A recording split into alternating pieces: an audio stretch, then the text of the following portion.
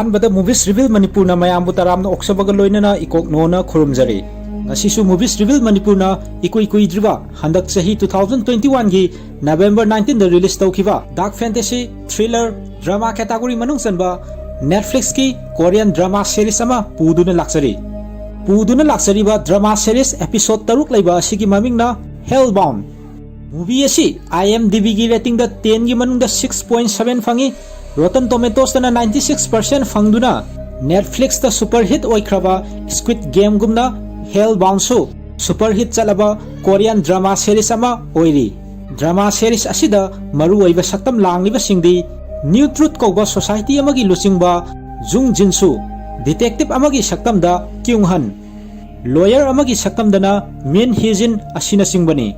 ngasigi oina Korean drama series episode taruk laiba asigi manungda ahanba episode tudang oina explanation tawjari lemhoriba explanation da episode ani ohum punjalaga explain tawjarake haina mayam ki mafam da nolokna nixingjari hairiba drama series asi manipuri de explain tawjaba matamda soikiba lankiba chitha nanda hoba yawrabasu movies reveal manipur gi makai dagi ngakpiu haina nolokna nixingjari episode 1 asi gi explanation haujarage mayam pungning changna taminarasi episode 1 asi gi horokpada Cafe amada sinasi uladuna series asi haudorai mafam aduda mahau sagu mayam asa athak tawduna lairami cafe aduda mioi khara video ama yenglami video aduda Jung Jin-soo kauba mioi amana asengba angels tholopagi wari mayam amada lirami video aduda mahakna asumna hairami ahanbada angel tholokani amasung angel aduna karigumba ama predict tawrakani Angel adubu thengnariba mioi adugi ming hairatuna thengnariba mioi adu karam kanda sigani matau karamna hell da satkani haibasi Angel aduna mioi aduda hairakani Angel aduna mioi aduda tharamliba matam adu yawrakpada mioi adubu lanbiba ngamba hell dagi laktuna Angel aduna hairamliba sing adu pangthorakani asumna video aduda Jung Jin-soo kauba mioi aduna haiba sing adubu asengba thokiba hell dagi mioi amabu lanbi naba lakhiba yengbada akibagi masak oiraba ot naibagi video footage ama mayam amada yenghalami Jung Jin-soo na hariba sing adugi video du cafe da yengliba mioi sing aduna Jung Jin-soo na oiroi paroi daba haribani mi kanabu thaja bajano haina makoi masel hainarami maduda nupi amana mi mayam amadi mahak na haribasi asengbo oiramgani thajanai haina haiki matang aduda cafe aduda mioi ama pakhana nervous atuna ma ki phone da pung yenglaga leirami mamang da video aduda Jung Jin-soo na haikiba adugumna tawraklami pung amaga minute kun hek tarakpada cafe adubu leiriba city aduda ahuba makhol hanjin taraktuna mayam ama pakhanarami khanghaudana asauba amuba monster ahum cafe aduda amangata thohanduna sangsilakduna pung yenglamliba nupa adu tamna sangsilaklami monster ahum asi mamang da video aduda Jung Jin-soo na haikibagi matung ina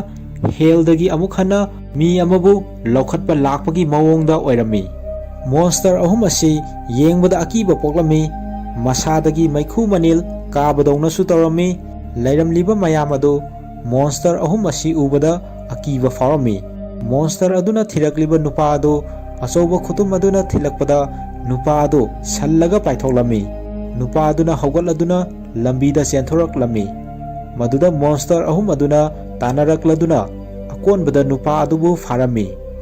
monster sing aduna nupa adu pairaduna lairamliba car brush aduda hanjin thomdatlami makhatana yenghaidraba mong amada nupa adubu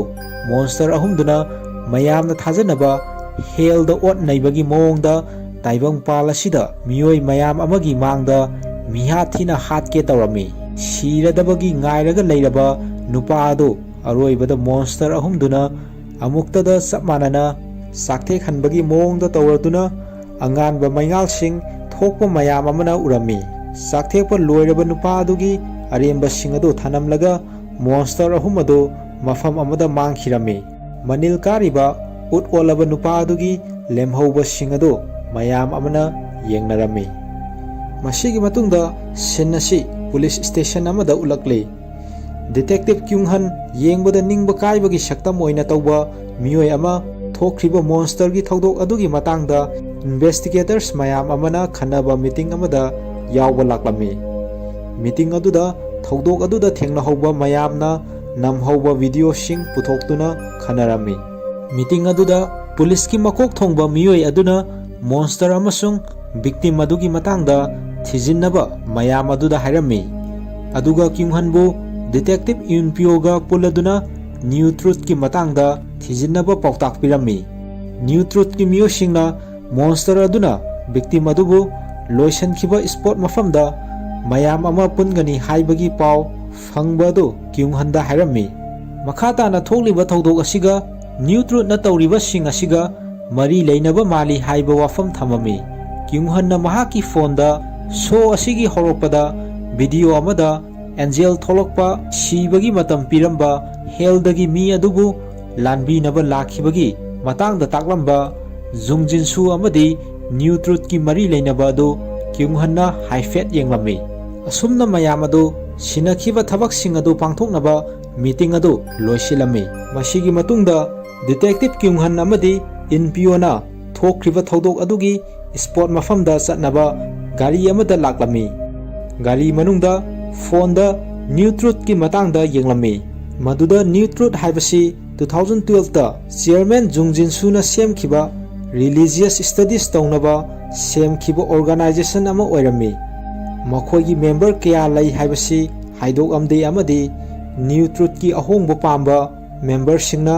arrow head कौबा group अमा सेमखिबगी मतांगदा थेंगनारमी मदुदा क्यूंगहन अमदी इनपियोना arrow head की मतांगदा अमुक खनदुना वारी सारमी arrow head सी new truth की मनुंग चलमलबा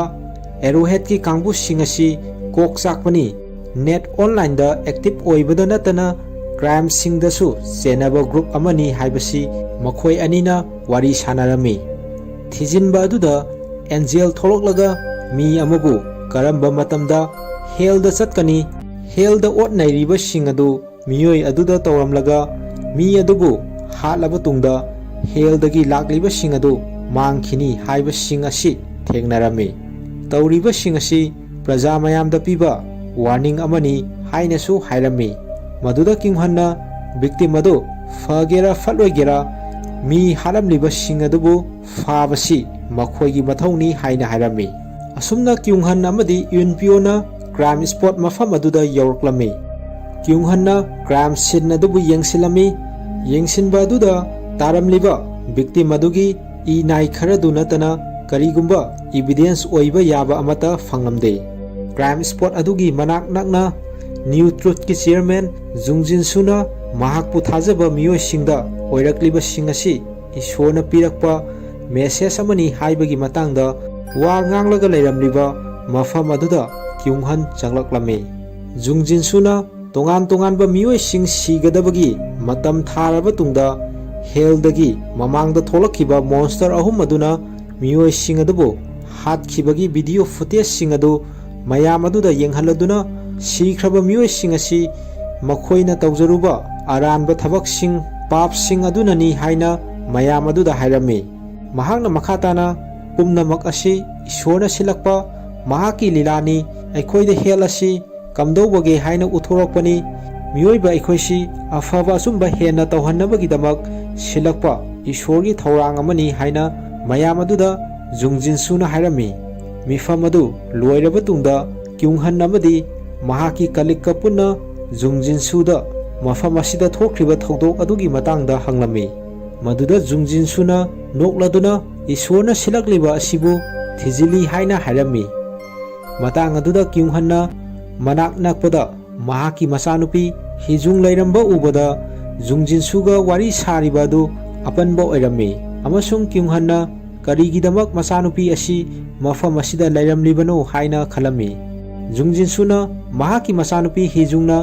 voluntary ओइना महाकी मतेंग पांगबनी नहाकना नुंगाइत्रदी तुंगदा महाकी मतेंग पांगदनबा हिजुंगदा हायरगे हाइना detective क्यूंगहनदा जुंगजिनसुना हायरमी क्यूंगहन अमदी महाकी कलिकना मखाताना जुंगजिनसुगा वारी सानबा दुदै जुंगजिनसुसी थक्सी खासी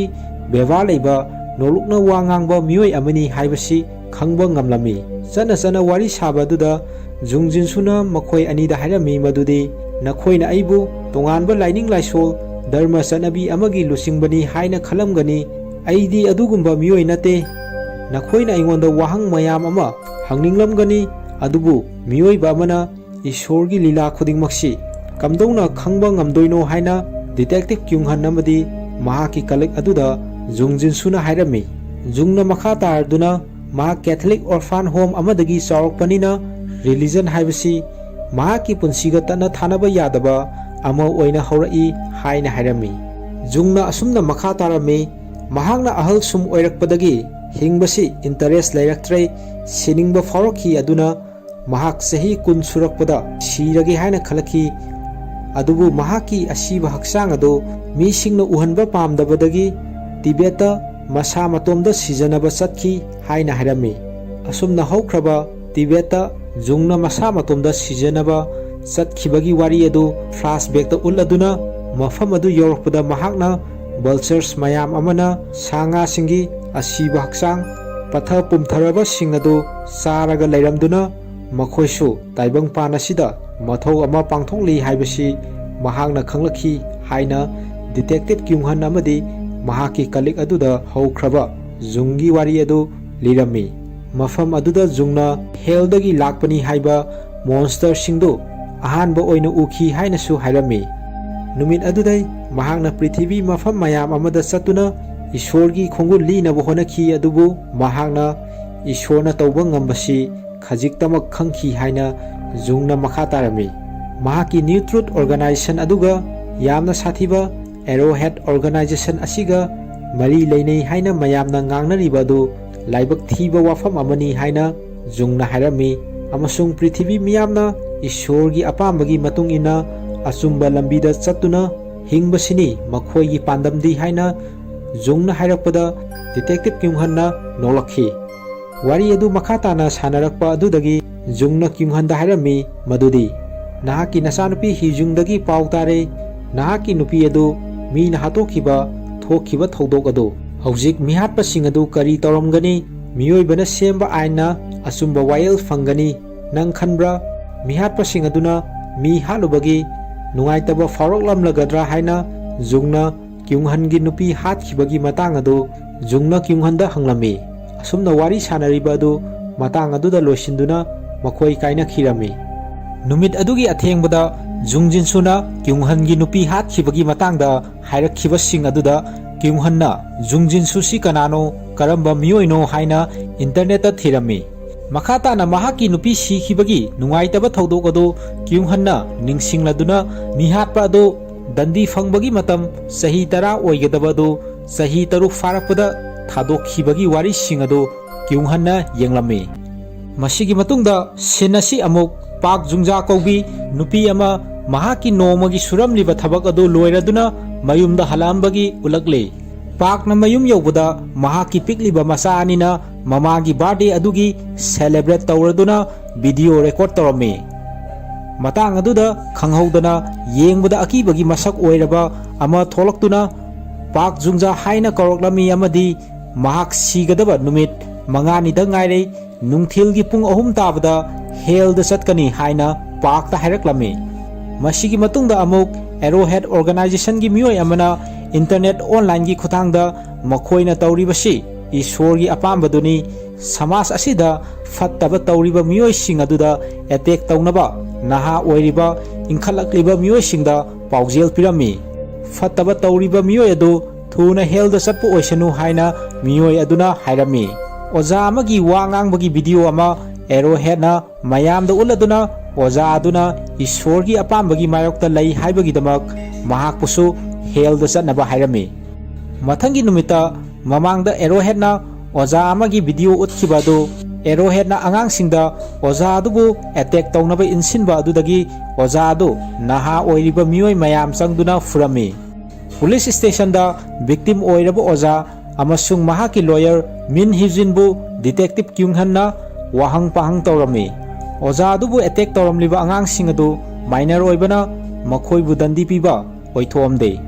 police station ꯑꯗꯨꯗ ꯑꯉꯥꯡꯁꯤꯡ ꯑꯗꯨ pulisingna wahang pang tawbada angangsing aduna karem kathainaduna nakhoidagi aikhoina hena fattaba tawbagi papasi karino khangi haina pulis amada hairami masigi matungda lawyer minna mahaki thabak mafam office ta laklami mafam aduda sibagi matam tharamlaba pakna lairiba lawyer sing aduda mahak hel da satnabagi matam tharamle haina hairami madu tabada lairiba miyoi sing adu samam narami pakna hel da satnabagi hairamliba video record tahuba sing adusu lawyer sing aduda yenghalami pakna makha taraklami madudi mangonda hel da satpagi matam tharamliba asigi matangda new truth na hena khangani haina masa singna haibadagi mahakna new truth ta chatuna jungjinsu unabada jungna hel da satpagi matam tharamliba do ishorgi wayel fangbani aduna mahakna hel da satpagi matangda tawgadaba singado mayamda uhannaba jungna live broadcast tawba pami haina pakna lawyer aduda hairami asumna hellbound asigi makha taba series asida kari oigani haina mayamda langtakna halamlaga Netflix series hellbound episode taruk leiba asigi ahanba episode asi matang asida losili episode 1 gi losinbada sigadabagi matam tharamlaba pakna mahakna hell da satpagi matang aduda tawgadaba singado new truth ki lucingba jungjinsuna live broadcast tawba pambagi wafam ado pakna lawyer min hejinda hai khraba matungda episode 2 asigi hawdorokpada pakna hairakliba wafam ado aihak gyan tadre haina lawyer minna pakta hairami maduda pakna lawyer min ta hairami mahakna hell da satpagi matang ado live broadcast tawnabagi damak new truth ki lucingba jungjinsuna mangonda 3 billion won pige haina hairai karigumba jungjinsuna hairakliba wafam ado yarabaso matau karamna yamlaba paisa do aina soida ngamdana fangani ai khangde mangonda helda chatpagi matam tharamliba do asengbo oiraklabaso oiraktrabaso aihak nangi nating lawba pami paisa sing adu isa singna soida ngamdana fanghaunaba haina pakna lawyer minta hairami maduda lawyer minna broadcast tawba yanabagi damak yamlaba paisa pige haibo wafam adu tahana warep lawroidabani karigumba broadcast tawbada ayaba pirabadi nahaki imung manung pulap mayamna sakhanglagani haina pakta lawyer aduna pautak pirami wafam adu tabada pakna mangonda sigadabagi matam tharamlibado asengbo oiramlabadi kari oigani mahaki masasingna kamdauna hinghaugani numit kharani gi matungda mahak sirabadi haina hairaklami nahakna mating pangba ngamloidaba oiradi atopa mating pangba ngamgadaba lawyer ama thirubana fare haina pakna minta haiki paki wafam adu tabadagi lawyer min amadi mahaki kalik adu kadugi mapalda tholaktuna wa tanarami maduda new truth na live broadcast tawbagi wafam adu yagibana fai maramdi hell dagi laktuna pakpu hatoisu leitre oiroi paroi deba warini new truth asina mayamda namthak tawbani haina utnabagi asoba khudong saba amani madugi sumathakta yamlaba senfam 3 billion won ado fanghorani paktadi karimata mangjaba leite haina lawyer min ki kalik aduna minta hairami asumna police ta paw pirasi paki masa sing adu thabak asidagi lapna lehennaba sillasi paisa adu pakna laurasanu haina makoi ani yanarami mato asumna pakna pamlibadu makoina mateng panglage haina pakta hairami sinnasi lawyer min gi punsida kari oiribagi haibadu uladuna mahakna mayumda halakpada mahakni mama cancer naraga leiribadu surup thaklaga leramba thengnarami maduda minna mama gi surup adu mulami minna mahaki mama aduda ikui kuidringai mamang asida angakpa thodok sing tholakliba amadi mayamna hainariba hell dagi laktuna mibu ot naiba tawbagi wari adu minna mama aduda tamlami maduda mama aduna mipum khudimak magi matam yaurokpada sigadaba ngaktani haina hairami senasi amuk pakna tumlaga leiriba masa sing adu yengduna kaplaga leirambadu ulle masigi matungda lawyer minna detective kyunghanda paki case adu khanghalami mathangi numita jungjinsubu detective kyunghanna unarami maduda kyunghanna jungjinsu da hairami aidi khangbu khanglude ꯅ꯭ꯌꯨꯇ꯭ꯔꯣꯠꯁꯤ ꯁꯦꯜ ꯌꯥꯝꯅ ꯄꯥꯏꯔꯝꯒꯅꯤ ꯍꯥꯏꯕꯁꯤ,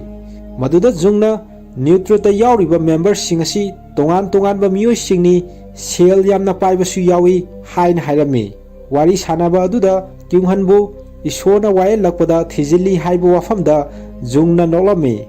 ꯃꯇꯥꯡ ꯑꯗꯨꯗ lawyer ꯃꯤꯟ ꯃꯈꯣꯏꯒꯤ ꯋꯥꯔꯤ ꯁꯥꯅꯔꯤꯕ ꯃꯐꯝ ꯑꯗꯨꯗ ꯂꯥꯛꯇꯨꯅ ꯃꯈꯣꯏꯁꯤꯡ ꯑꯗꯨ ꯑꯀꯨꯞꯄ ꯋꯥꯔꯤ ꯁꯥꯅꯅꯕ ꯄꯥꯛꯀꯤ ꯌꯨꯝꯗ ꯆꯪꯂꯛꯂꯝꯃꯤ꯫ ꯖꯨꯡ ꯖꯤꯟꯁꯨ ꯑꯃꯗꯤ ꯂꯣꯌꯔ ꯃꯤꯟ ꯌꯥꯎꯅ ꯑꯇꯩ ꯃꯤꯑꯣꯏꯁꯤꯡꯗꯨ ꯂꯥꯏꯚ ꯕ꯭ꯔꯣꯗꯀꯥꯁꯠ ꯇꯧꯕꯒꯤ ꯋꯥꯔꯤ ꯑꯗꯨꯒꯤ ꯃꯇꯥꯡꯗ ꯁꯥꯅꯔꯝꯃꯤ꯫ ꯂꯣꯌꯔ ꯃꯤꯟꯅ ꯖꯨꯡ ꯖꯤꯟꯁꯨꯗ ꯍꯥꯏꯔꯝꯃꯤ, ꯂꯥꯏꯚ ꯕ꯭ꯔꯣꯗꯀꯥꯁꯠ ꯇꯧꯒꯗꯕ ꯅꯨꯃꯤꯠꯇꯨ ꯅꯠꯇꯅ ꯑꯇꯩ ꯃꯇꯝ ꯃꯃꯥꯡꯗ ꯄꯥꯛ ꯑꯃꯗꯤ ꯃꯆꯥꯁꯤꯡꯒꯤ ꯃꯁꯛ ꯃꯃꯤꯡꯅꯆꯤꯡꯕ ꯑꯁꯤ ꯃꯌꯥꯝꯗ ꯈꯪꯍꯜꯂꯣꯏꯗꯕꯅꯤ꯫ ꯂꯥꯏꯚ ꯕ꯭ꯔꯣꯗꯀꯥꯁꯠ ꯇꯧꯒꯗꯕ ꯑꯗꯨ ꯀꯦꯟꯁꯦꯜ ꯇꯧꯔꯕ ꯐꯥꯎꯕ ꯄꯥꯛꯇ ꯄꯩꯁꯥꯁꯤꯡ ꯑꯗꯨ ꯄꯤꯒꯗꯕꯅꯤ ꯍꯥꯏꯅ ꯍꯥꯏꯔꯝꯃꯤ꯫ ꯃꯗꯨꯗ ꯖꯨꯡꯅ ꯄꯥꯛꯅꯕꯨ ꯅꯨꯃꯤꯠꯇꯨꯗ ꯂꯥꯏꯚ ꯕ꯭ꯔꯣꯗꯀꯥꯁꯠ ꯇꯧꯔꯒꯦ ꯍꯥꯏꯔꯗꯤ ꯀꯟꯗꯤꯁꯟ ꯈꯨꯗꯤꯡꯃꯛꯇ ꯃꯈꯣꯏꯅ ꯌꯥꯒꯅꯤ ꯍꯥꯏꯅ ꯂꯣꯌꯔ ꯃꯤꯟꯇ ꯍꯥꯏꯈꯤꯔꯝꯃꯤ꯫ ꯑꯁꯨꯝꯅ ꯄꯩꯁꯥ ꯄꯤꯕ ꯄꯥꯛꯅ ꯍꯦꯜꯗ ꯆꯠꯄꯒꯤ ꯃꯇꯥꯡꯗ ꯇꯧꯒꯗꯕ ꯑꯗꯨ ꯂꯥꯏꯚ ꯕ꯭ꯔꯣꯗꯀꯥꯁꯠ ꯇꯧꯕꯒꯤ ꯌꯥꯅꯆꯦꯔꯣꯜ ꯑꯗꯨ ꯁꯥꯏꯟ ꯇꯧꯅꯔꯝꯃꯤ꯫ ꯖꯨꯡꯅ ꯃꯈꯥ ꯇꯥꯅ ꯀꯥ ꯑꯗꯨꯗ ꯂꯩꯔꯝꯂꯤꯕ ꯐꯣꯇꯣꯁꯤꯡ ꯑꯗꯨ ꯌꯦꯡꯂꯝꯃꯤ꯫ ꯃꯗꯨ ꯎꯕꯗ ꯖꯨꯡꯅ ꯐꯣꯇꯣꯁꯤꯡ ꯑꯁꯤꯗ ꯃꯄꯥꯒꯤ ꯐꯣꯇꯣ ꯑꯃꯠꯇ ꯌꯥꯎꯗꯦ, ꯊꯦꯡꯅꯗꯦ ꯍꯥꯏꯅ ꯍꯥꯏꯔꯝꯃꯤ꯫ ꯃꯗꯨꯗ ꯄꯥꯛꯅ ꯃꯈꯣꯏꯒꯤ ꯃꯄꯥ ꯂꯩꯇꯦ, ꯃꯍꯥꯛ ꯁꯤꯡꯒꯜ ꯃꯥꯗꯔꯅꯤ ꯍꯥꯏꯅ ꯍꯥꯏꯈꯤꯔꯝꯃꯤ꯫ ꯋꯥꯐꯝ ꯑꯗꯨ ꯇꯥꯕꯗ ꯖꯨꯡꯅ ꯃꯄꯥ ꯂꯩꯇꯅ ꯑꯉꯥꯡꯁꯤꯡ ꯑꯁꯤ ꯃꯇꯧ ꯀꯔꯝꯅ ꯂꯩꯔꯤꯕꯅꯣ ꯑꯩ ꯈꯪꯅꯤꯡꯏ, ꯑꯃꯠꯇꯁꯨ ꯅꯠꯇꯅ ꯃꯆꯥ ꯑꯅꯤꯕꯨ ꯀꯝꯗꯧꯅ ꯂꯩꯔꯤꯕꯅꯣ ꯍꯥꯏꯅ ꯖꯨꯡꯅ ꯄꯥꯛꯇ ꯍꯪꯂꯝꯃꯤ꯫ ꯂꯣꯌꯔ ꯃꯤꯟꯅ ꯃꯔꯛ ꯊꯠꯂꯗꯨꯅ ꯀꯔꯤꯒꯤꯗꯃꯛ ꯅꯪꯅ ꯃꯗꯨ ꯍꯪꯂꯤꯕꯅꯣ, ꯈꯪꯅꯤꯡꯂꯤꯕꯅꯣ ꯍꯥꯏꯅ ꯖꯨꯡꯗ ꯍꯥꯏꯔꯝꯃꯤ꯫ ꯃꯗꯨꯗ ꯖꯨꯡꯅ ꯀꯔꯤꯒꯤꯗꯃꯛ ꯄꯥꯛꯅ ꯍꯦꯜꯗ ꯆꯠꯅꯕꯒꯤ ꯃꯇꯝ ꯊꯥꯔꯝꯂꯤꯕꯅꯣ ꯍꯥꯏꯕꯒꯤ ꯃꯔꯝ ꯑꯁꯤ ꯃꯍꯥꯛ ꯈꯪꯕ ꯄꯥꯝꯃꯤ ꯍꯥꯏꯅ ꯍꯥꯏꯈꯤ꯫ ꯋꯥꯐꯝ ꯑꯗꯨ ꯇꯥꯕꯗ ꯄꯥꯛꯅ ꯍꯥꯏꯔꯝꯃꯤ, ꯃꯉꯣꯟꯗ ꯍꯥꯏꯅꯤꯡꯕ ꯈꯟꯅꯤꯡꯕ ꯀꯩꯁꯨ ꯀꯥꯏꯗꯦ, ꯃꯍꯥꯛꯀꯤ ꯃꯆꯥꯁꯤꯡꯕꯨ ꯇꯨꯡꯒꯤ ꯌꯥꯏꯐꯅꯕ ꯁꯤꯟꯕꯤꯔꯝꯕꯗꯨꯅꯤ, ꯃꯆꯥꯒꯤꯗꯃꯛ ꯃꯍꯥꯛꯅ ꯃꯅꯤꯡ ꯊꯨꯡꯍꯟꯕ ꯉꯝꯂꯛꯇ꯭ꯔꯦ꯫ ꯍꯧꯖꯤꯛ ꯌꯥꯅꯔꯤꯕ ꯑꯁꯤ ꯑꯩꯉꯣꯟꯗ ꯑꯆꯧꯕ ꯈꯨꯗꯣꯡꯆꯥꯕ ꯑꯃꯅꯤ, ꯃꯆꯥꯁꯤꯡꯕꯨ ꯀꯅꯥꯁꯨ ꯎꯔꯣꯏꯗꯕ ꯃꯐꯝ ꯑꯃꯗ ꯅꯦꯅꯥ ꯇꯥꯅ ꯂꯩꯈꯤꯕꯗꯨꯅꯤ ꯃꯍꯥꯛꯅ ꯄꯥꯝꯂꯤꯕꯁꯤ ꯍꯥꯏꯅ ꯀꯞꯂꯗꯨꯅ ꯄꯥꯛꯅ ꯃꯌꯥꯝ ꯑꯗꯨꯗ ꯍꯥꯏꯔꯝꯃꯤ꯫ ꯑꯁꯨꯝꯅ ꯃꯈꯣꯏꯁꯤꯡ ꯑꯗꯨ ꯋꯥꯔꯤ ꯁꯥꯅꯕ ꯂꯣꯏꯔꯗꯨꯅ ꯃꯄꯥꯜꯗ ꯊꯣꯛꯂꯛꯂꯝꯃꯤ꯫ ꯃꯗꯨꯗ ꯖꯨꯡ ꯖꯤꯟꯁꯨꯅ ꯑꯅꯧꯕ ꯁꯃꯥꯖ ꯑꯃ ꯂꯥꯛꯂꯅꯤ, ꯃꯗꯨꯗ ꯊꯦꯡꯅꯔꯁꯤ ꯍꯥꯏꯅ ꯂꯣꯌꯔ ꯃꯤꯟꯗ ꯍꯥꯏꯔꯝꯂꯒ ꯃꯍꯥꯛ ꯆꯠꯈꯤꯔꯝꯃꯤ꯫ ꯂꯩꯍꯧꯔꯤꯕ ꯃꯌꯥꯝ ꯑꯗꯨ ꯋꯥꯔꯤ ꯁꯥꯅꯔꯒ ꯂꯝꯕꯤꯗ ꯂꯥꯛꯂꯝꯃꯤ꯫ ꯃꯗꯨꯗ ꯗꯤꯇꯦꯛꯇꯤꯚ ꯏꯟ ꯄꯤꯑꯣꯗꯤ ꯖꯨꯡ ꯖꯤꯟꯁꯨꯅ ꯇꯠꯇꯅ ꯍꯥꯏꯕ ꯍꯦꯜꯗꯒꯤ ꯃꯤꯕꯨ ꯂꯧꯕ ꯂꯥꯛꯄꯁꯤ ꯊꯥꯖꯕꯒꯤ ꯃꯑꯣꯡꯗ ꯃꯁꯥ ꯃꯇꯣꯝꯗ ꯏꯪꯒꯤꯠ ꯇꯧꯔꯝꯕ ꯑꯗꯨ ꯁꯤꯟ ꯑꯁꯤꯗ ꯎꯔꯤ꯫ ꯃꯁꯤꯒꯤ ꯃꯇꯨꯡꯗ ꯑꯦꯔꯣꯍꯦꯗꯅ ꯑꯣꯟꯂꯥꯏꯟ ꯂꯥꯏꯚ ꯁ꯭ꯇ꯭ꯔꯤꯃꯤꯡꯒꯤ ꯈꯨꯠꯊꯥꯡꯗ ꯅ꯭ꯌꯨꯇ꯭ꯔꯨꯠꯅ ꯃꯤꯑꯣꯏ ꯑꯃꯕꯨ ꯍꯦꯜꯗꯒꯤ ꯂꯧꯕ ꯂꯥꯛꯄꯒꯤ ꯃꯇꯝ ꯊꯥꯔꯝꯂꯤꯕ ꯑꯗꯨ ꯍꯦꯜꯗ ꯆꯠꯄꯒꯤ ꯃꯇꯥꯡ ꯑꯗꯨ ꯂꯥꯏꯚ ꯕ꯭ꯔꯣꯗꯀꯥꯁꯠ ꯇꯧꯒꯅꯤ ꯍꯥꯏꯅ ꯃꯌꯥꯝꯗ ꯑꯦꯔꯣꯍꯦꯗꯅ ꯂꯥꯎꯊꯣꯛꯂꯝꯃꯤ꯫ ꯇꯥꯂꯛ ꯑꯗꯨꯗ ꯗꯤꯇꯦꯛꯇꯤꯚ ꯏꯟ ꯄꯤꯑꯣꯅ ꯑꯦꯔꯣꯍꯦꯗꯀꯤ ꯂꯥꯏꯚ ꯁ꯭ꯇ꯭ꯔꯤꯃꯤꯡ ꯇꯧꯔꯤꯕ ꯑꯗꯨꯒꯤ ꯆꯥꯠ ꯇꯧꯔꯤꯕ ꯑꯗꯨꯗ ꯆꯪꯁꯤꯟꯗꯨꯅ ꯍꯦꯜꯗ ꯆꯠꯀꯗꯕ ꯃꯤꯑꯣꯏ ꯑꯗꯨ ꯁꯤꯡꯒꯜ ꯃꯥꯗꯔꯅꯤ, ꯃꯃꯤꯡꯅ ꯄꯥꯛ ꯖꯨꯡꯖꯥ ꯀꯧꯏ, ꯇꯣꯉꯥꯟ ꯇꯣꯉꯥꯟꯕ ꯃꯄꯥ ꯑꯣꯏꯕ ꯄꯥꯛꯀꯤ ꯃꯆꯥ ꯑꯅꯤꯁꯨ ꯂꯩ ꯍꯥꯏꯅ ꯀꯃꯦꯟ ꯄꯤꯗꯨꯅ ꯍꯦꯜꯗ ꯆꯠꯀꯗꯕ ꯃꯤꯑꯣꯏ ꯑꯁꯤ ꯄꯥꯛ ꯀꯧꯏ ꯍꯥꯏꯕꯁꯤ ꯃꯌꯥꯝ ꯑꯃꯅ ꯈꯪꯅꯈꯤꯔꯝꯃꯤ꯫ ꯅꯥꯀꯜ ꯑꯃꯔꯣꯝꯗ ꯀ꯭ꯌꯨꯡꯍꯟꯒꯤ ꯃꯆꯥꯅꯨꯄꯤ ꯍꯤꯖꯨꯡ ꯃꯈꯥ ꯇꯥꯅ ꯖꯨꯡ ꯖꯤꯟꯁꯨꯒ ꯂꯣꯏꯅꯔꯝꯃꯤ꯫ ꯍꯤꯖꯨꯡꯅ ꯃꯍꯥꯛꯀꯤ ꯃꯃꯥ ꯁꯤꯈꯤꯕ ꯑꯗꯨ ꯃꯍꯥꯛꯅ ꯃꯔꯝ ꯑꯣꯏꯔꯒ ꯃꯃꯥꯕꯨ ꯃꯇꯣꯝꯇ ꯍꯨꯟꯗꯣꯛꯂꯒ ꯊꯅꯝꯕꯗꯩ ꯁꯤꯈꯤꯕꯅꯤ ꯍꯥꯏꯅ ꯃꯊ꯭ꯋꯥꯏ ꯆꯥꯛꯅ ꯖꯨꯡ ꯖꯤꯟꯁꯨꯗ ꯐꯣꯡꯗꯣꯛꯂꯝꯃꯤ꯫ ꯃꯗꯨꯗ ꯖꯨꯡ ꯖꯤꯟꯁꯨꯅ ꯍꯤꯖꯨꯡꯕꯨ ꯊꯦꯝꯖꯤꯟꯕꯤꯔꯗꯨꯅ ꯅꯍꯥꯛꯀꯤ ꯅꯔꯥꯜ ꯅꯠꯇꯦ ꯍꯥꯏꯅ ꯍꯥꯏꯔꯝꯃꯤ꯫ ꯅꯨꯃꯤꯠ ꯑꯗꯨꯒꯤ ꯑꯊꯦꯡꯕꯗ ꯖꯨꯡꯅ ꯍꯤꯖꯨꯡꯗ ꯃꯍꯥꯛꯀꯤ ꯃꯃꯥ ꯍꯥꯠꯈꯤꯕ ꯃꯤꯑꯣꯏ ꯑꯗꯨ ꯂꯝꯕꯤꯗ ꯂꯥꯛꯄ ꯑꯗꯨꯗ ꯃꯁꯛ ꯇꯥꯛꯂꯝꯃꯤ꯫ ꯃꯤꯑꯣꯏ ꯑꯁꯤꯅ ꯅꯍꯥꯛꯀꯤ ꯅꯃꯥ ꯑꯗꯨ ꯍꯥꯠꯈꯤꯕꯅꯤ, ꯃꯤꯑꯣꯏꯕꯅ ꯁꯦꯝꯕ ꯆꯩꯔꯥꯛ ꯐꯪꯂꯕ ꯇꯨꯡꯗ ꯅꯨꯄꯥ ꯑꯁꯤ ꯀꯔꯤꯁꯨ ꯇꯧꯗꯕꯗꯧꯅ ꯂꯩꯔꯦ, ꯑꯗꯨꯒ ꯅꯈꯣꯏꯒꯤ ꯅꯃꯥ ꯑꯗꯨꯕꯨ ꯍꯥꯠꯂꯝꯂꯤꯕ ꯅꯨꯃꯤꯠ ꯑꯗꯨꯗꯒꯤ ꯅꯍꯥꯛ ꯑꯃꯁꯨꯡ ꯅꯪꯒꯤ ꯑꯄꯣꯛꯄ ꯀ꯭ꯌꯨꯡꯍꯟꯅ ꯅꯤꯡꯕ ꯀꯥꯏꯕꯒꯤ ꯀꯥꯏꯅ ꯃꯩꯆꯥꯛ ꯄꯨꯗꯨꯅ ꯂꯩꯔꯦ ꯍꯥꯏꯅ ꯖꯨꯡ ꯖꯤꯟꯁꯨꯅ ꯍꯤꯖꯨꯡꯗ ꯏꯟꯖꯜꯂꯝꯃꯤ꯫ ꯑꯁꯨꯝꯅ ꯍꯤꯖꯨꯡꯅ ꯃꯍꯥꯛꯀꯤ ꯒꯥꯔꯤ ꯑꯗꯨꯗꯩ ꯀꯨꯝꯊꯔꯒ ꯃꯍꯥꯛꯀꯤ ꯃꯃꯥ ꯍꯥꯠꯂꯝꯂꯤꯕ ꯅꯨꯄꯥ ꯑꯗꯨ ꯃꯅꯤꯡꯗꯩ ꯆꯪꯁꯤꯜꯂꯒ ꯏꯂꯦꯛꯇ꯭ꯔꯤꯛ ꯁꯣꯛ ꯇꯧꯗꯨꯅ ꯋꯥꯟꯊꯍꯜꯂꯝꯃꯤ꯫ ꯅꯨꯄꯥ ꯑꯗꯨ ꯍꯤꯖꯨꯡ ꯑꯃꯗꯤ ꯖꯨꯡꯅ ꯃꯐꯝ ꯑꯃꯗ ꯄꯨꯔꯛꯂꯝꯃꯤ꯫ ꯏꯂꯦꯛꯇ꯭ꯔꯤꯛ ꯁꯣꯛ ꯇꯧꯔꯨꯕꯗꯩ ꯋꯥꯟꯊꯔꯝꯕ ꯅꯨꯄꯥ ꯑꯗꯨꯅ ꯃꯤꯀꯞ ꯊꯣꯛꯂꯛꯄꯗ ꯖꯨꯡ ꯖꯤꯟꯁꯨꯅ ꯅꯨꯄꯥ ꯑꯗꯨ ꯍꯦꯡꯀꯔꯆꯤꯞ ꯑꯃꯗ ꯍꯤꯗꯥꯛ ꯃꯍꯤ ꯑꯃ ꯍꯩꯖꯤꯟꯗꯨꯅ ꯅꯨꯄꯥ ꯑꯗꯨꯒꯤ ꯃꯆꯤꯜ ꯑꯗꯨ मेंसिंदुना नुपादु अमुकसु ज्ञान मांगहलमी अदुगा ममाबु हालमलिबा नुपादु हिजुंगना मई थादोक्तुना मांगहनबा इंसिनरेटर मनुंगदा इंसिनखिरमी अमसुंग नुपादु हिंगना मई थादोक्लमी मई चाकलकपा अदुदा नुपादुना लावरकपादु येंगलदुना हिजुंगना ममा हातखिबगी असेंगबा वायल बिचार फंगले खलमी नाकल अमरोमदा लॉयर मिन्ना क्युंगहंदा एरोहेड की लाइव स्ट्रीम दा पाक जुंगजागी असेंगबा मसक अदु लीक ओइदुना मयामना खंगनख्रे हाइना हाइरक्लमी एरोहेड की लाइव स्ट्रीम तौबा अदुदा ममा फतबी पाक जुंगजाना महाकी मसा अनिसु ओट नैबगी खुदम फंगले प्रजा मयामना अंगांग अनिसी अंगावबी ममागी मखोतै कलहौनबा अंगांग असी लौथोकपा मयाम चंगसिलसी हाइना प्रजा मयाम अमदा इरांग सागलकपा अदुदै लॉयर मिन लाक्तुना पाक अमदी मसा अनिदो मखोयगी मयुमदै लौखलक्तुना मिनगी गारीदा पुन्ना एयरपोर्ट तमना लागलमी पाक की मसा अनिदुना साफगदबा मफम कैनाडा दा चटनबा मिन्ना पुरकलमी अदुगा पाकना लाइव ब्रॉडकास्ट तौनबगीदमक सिटी अदुदा लेहोबा तारमी असुमना पाकी मसा अनिदु ममाबु अमुक हना उबा फंगलरोय खंदुना मथवाई नुगाइतना कपलदुना प्लेन अदुदा तोंगलदुना कैनाडा तमना चटखिरमी सिन्नसी नोंगालदुना पुलिस स्टेशन दा किंगहन्ना महाकी मसानुपी हिजुंगा पाव फाउननबा होनरमी अदुबु पाव फाउनबदी ngamlamde तालक अदुदा किंगहनगी नुपी हालमलिबा मियोय अदु मई साक्तुना सरू साया ngakta उट ओन बदौना तारग लैरंबगी पाव अदु किंगहन्ना न्यूज़ चैनल अमदा लाक्लंबा अदु थेंगनरमी मसिगी मतुंगदा एरोहेडना लाइव स्ट्रीमिंग की खुतांगदा पाक जुंगजाना हिंगदबा मतमसी नोमखक ngairabaniना महाकना लंजरुरिबा पाप अदु मयामदा हाइदोरकनबा तक्सिलक्लमी असुमना प्रोटेस्टर मयाम अमना पाक जुंगजागी युंगी मपालदा लाक्तुना पाक जुंगजाना लंजरुरिबा पाप अदु मयामदा हाइदोकनबा अकनबा मोंग अमदा प्रोटेस्ट तौरक्लमी पाक जुंगजादा लॉयर मिन्ना महाकी सीगदबा मतम थारमलिबा अदु नोंगमु वालिबना अमसुंग मपालदा प्रोटेस्ट तौरिबना महाक अतोपा मफम अमदा लैनबा सिल्लुरा हाइना मिन्ना हंगलमी मदुदा पाकना महाकी का अदुदा असुम लैगे मसीना हेना नुआई हाइना मसाना येक्लंबा लाई अदु येंगलदुना मथवाई नुआइतना हाइरमी सोमदना किंगहन्ना पुलिस स्टेशन दा महाकी नुपी हातखिबा मियोय अदु सिरमलिबा अदुगी मतंगदा पुलिस की मियोय अमदा सिरमलिबा मफम अदुगी मनाक्ता सर्विलेंस कैमरा अमदै रेकॉर्ड तहोबा वीडियो फुटेज अदु किंगहन्दा थारकनबा अतोपा पुलिस की मियोय अदुदा फोन दा हाइरमी पुलिस अदुना महाकना पुलिस स्टेशन दा यौरकांदा वीडियो फुटेज अदु थारकलगे हाइना किंगहन्दा हाइरकलमी किंगहन्ना मखाताना मसानुपी हिजुंगा पाव फाउननबा होनरबसु पाव फाउनबदी ngamlamde पुलिस स्टेशन अदुदा एरोहेड की तुंगिनबसिंग मयाम अमा चंगलकलगा पुलिस सिंग अदुदा इशोरना सिलगलिबा असिदा मियोयबना थिजिनबा यारोय हाइना पुलिस सिंग अदुदा हाइरदुना अटैक तौरक्तुना मखोय सिंग अदु अमगा खुद थोकनरमी मथंगी नुमिता सिन्नसी उलकलदुना पाक जुंगजाबु हेल्द सत्कदबा नुमित अदु ओइरदुना लाइव ब्रॉडकास्ट तौनबगीदमक मीडिया हाउस न्यूज़ चैनल की मियोसिंग पाक की युंगी मपालदा लैदुना टीवी चैनल सिंदा पाकना हेल्द सत्पगी मतांगदा मॉन्स्टर सिंग अदु थोलक्तुना तौगदबा सिंग अदु मयामदा लाइव ब्रॉडकास्ट तौनबगीदमक सेम सारमी प्रजा मयाम अमसु पाक की युंगी मपालदा पाकना हेल्द सत्कदबा अदु यंगहौनबा थोमजिलक्लमी मॉन्स्टर सिंग अदु करिगुंबा मतम यौरक्लदुना थोलक्लबसु पाकपु ngak senaba पुलिस अमदी स्वाट की मियोसिंग टीम सेमदुना मफम चाना लेरमी हेल्द चटपा अदुगी मतंगदा पाकता तौगदबा सिंग अदुबु येंगनबा वीआईपी सिंग मयाम अदुगी मांगदा थारिबा सौक्री सिंग अदुदा फमनबा चंगलक्लमी मतंग अदुदा लॉयर मिंदा महाकी कलिक अदुना किम कौबा नुपा अमना पैकेज अमा थारकपा अदु मिनता सिनरमी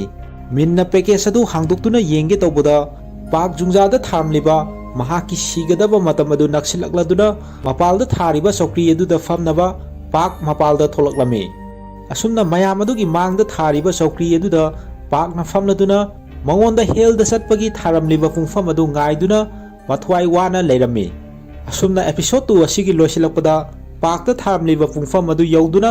अहौबा मखोल अमा तारक्लबा मतुंगदा एपिसोड 2 असि मातांग असिदा लोइसिले।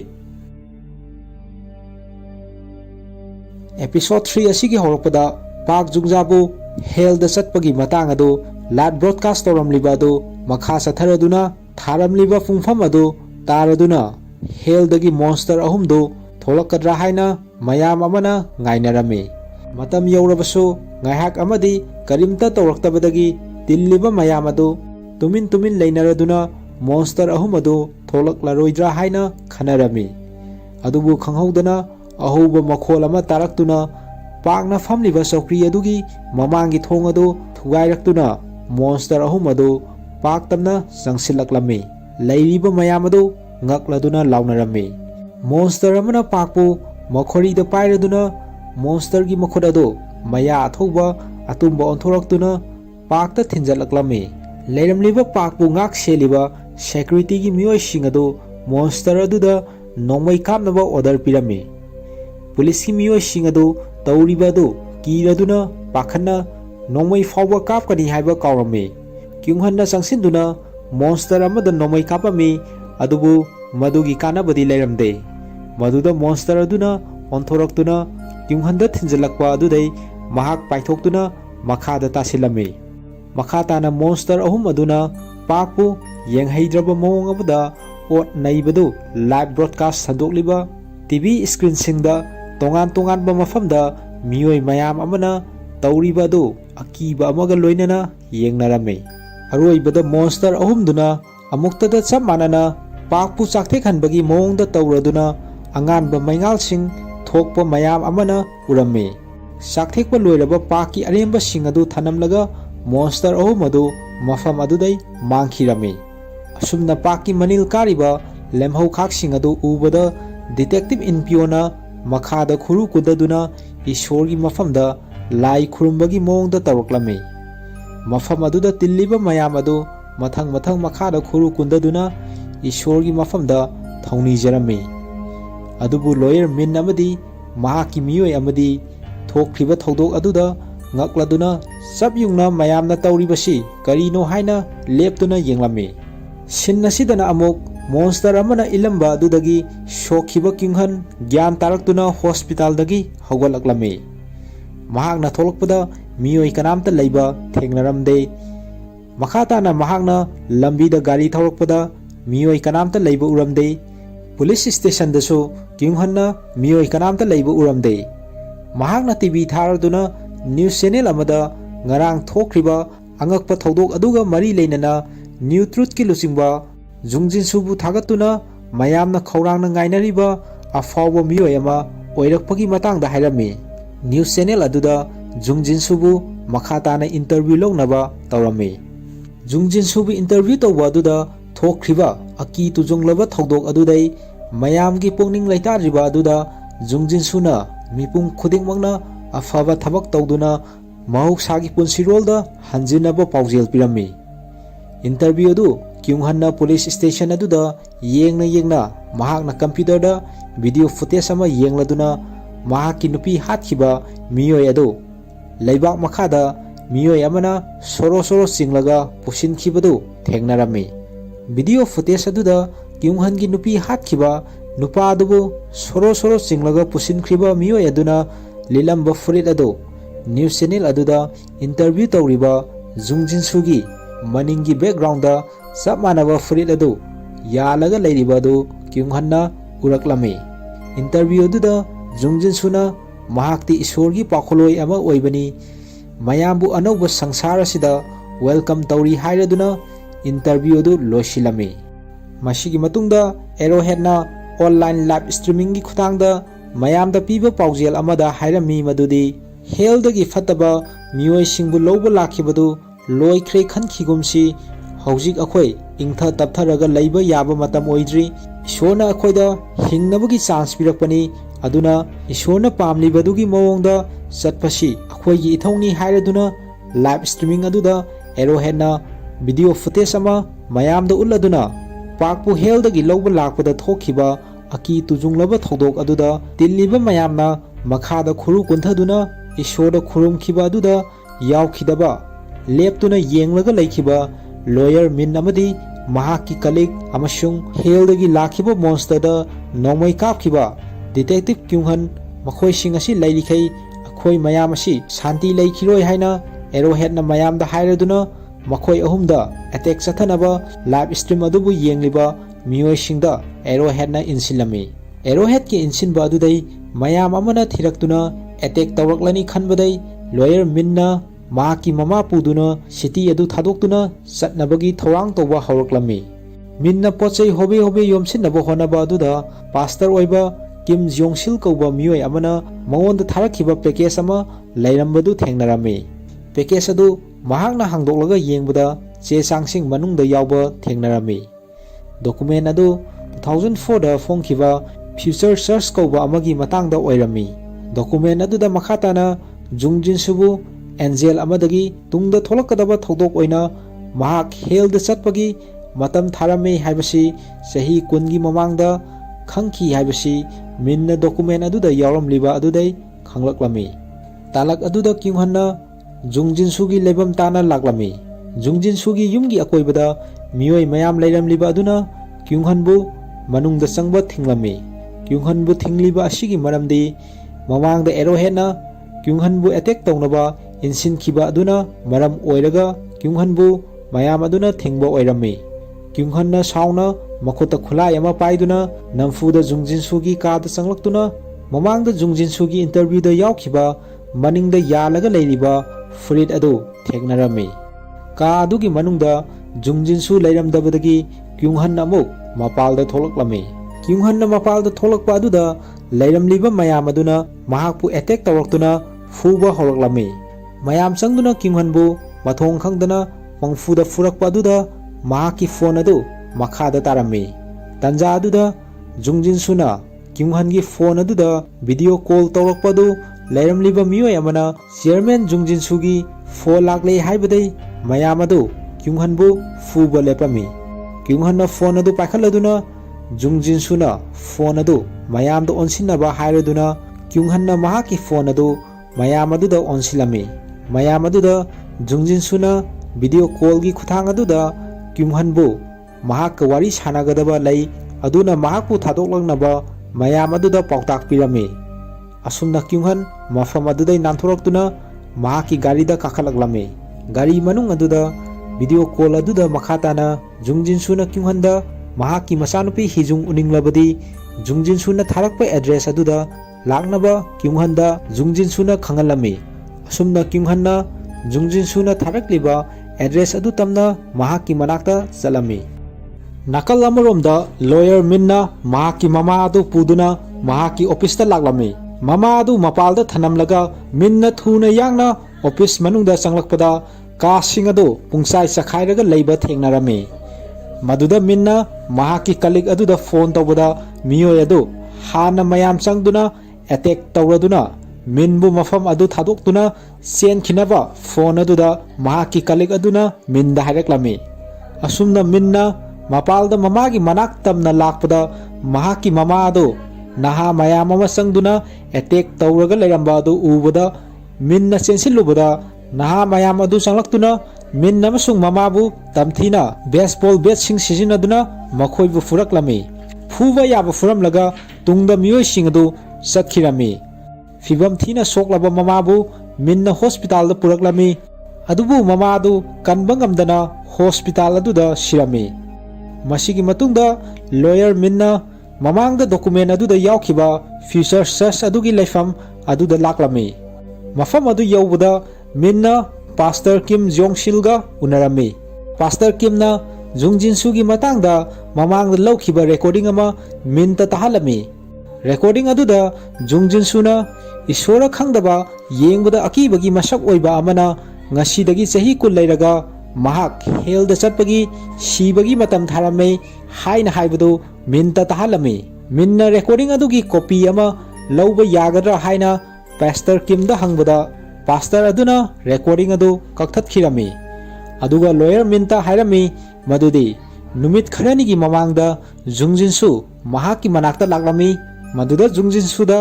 ꯍꯦꯜꯗ ꯆꯠꯄꯒꯤ ꯃꯇꯝ ꯊꯥꯔꯝꯈꯤꯕꯒꯤ ꯔꯦꯀꯣꯔꯗꯤꯡ ꯋꯥꯔꯤ ꯑꯗꯨ ꯃꯌꯥꯝꯗ ꯍꯥꯏꯗꯣꯛꯇꯅꯕ ꯍꯥꯏꯔꯗꯨꯅ ꯃꯍꯥꯛꯄꯨ ꯍꯧꯖꯤꯛ ꯄ꯭ꯔꯤꯊꯤꯕꯤ ꯑꯁꯤꯗ ꯃꯌꯥꯝꯅ ꯁꯣꯟꯅꯔꯤꯕ ꯅ꯭ꯌꯨ ꯇ꯭ꯔꯨꯊꯀꯤ ꯑꯅꯧꯕ ꯆꯤꯌꯔꯃꯦꯟ ꯑꯣꯏꯍꯟꯒꯅꯤ ꯍꯥꯏꯔꯝꯃꯤ ꯑꯃꯁꯨꯡ ꯅꯍꯥꯛꯄꯨ ꯍꯥꯠꯅꯕꯁꯨ ꯍꯥꯏꯔꯝꯃꯤ ꯍꯥꯏꯅ ꯄꯥꯁꯇꯔ ꯀꯤꯝꯅ ꯂꯣꯌꯔ ꯃꯤꯟꯇ ꯍꯥꯏꯔꯝꯃꯤ꯫ ꯄꯥꯁꯇꯔ ꯑꯗꯨꯒꯤ ꯋꯥꯐꯝ ꯑꯗꯨ ꯇꯥꯕꯗ ꯃꯤꯟꯅ ꯃꯄꯥꯜꯗ ꯆꯦꯟꯊꯣꯔꯛꯂꯝꯃꯤ꯫ ꯃꯗꯨꯗ ꯃꯄꯥꯜꯗ ꯉꯥꯏꯗꯨꯅ ꯂꯩꯔꯝꯕ ꯄꯥꯁꯇꯔ ꯀꯤꯝꯒꯤ ꯇꯨꯡꯏꯟꯕꯁꯤꯡ ꯑꯗꯨꯅ ꯃꯤꯟꯄꯨ ꯑꯦꯇꯦꯛ ꯇꯧꯔꯗꯨꯅ ꯇꯝꯊꯤꯅ ꯐꯨꯕ ꯍꯧꯔꯛꯂꯝꯃꯤ꯫ ꯄꯥꯁꯇꯔ ꯀꯤꯝ ꯃꯄꯥꯜꯗ ꯊꯣꯛꯂꯛꯂꯗꯨꯅ ꯃꯤꯟꯇ ꯍꯥꯏꯔꯝꯃꯤ, "ꯑꯩꯍꯥꯛ ꯖꯨꯡꯖꯤꯟꯁꯨꯗꯒꯤ ꯇꯣꯉꯥꯟꯕ ꯆꯤꯌꯔꯃꯦꯟ ꯑꯃ ꯑꯣꯏꯔꯒꯅꯤ" ꯍꯥꯏꯔꯗꯨꯅ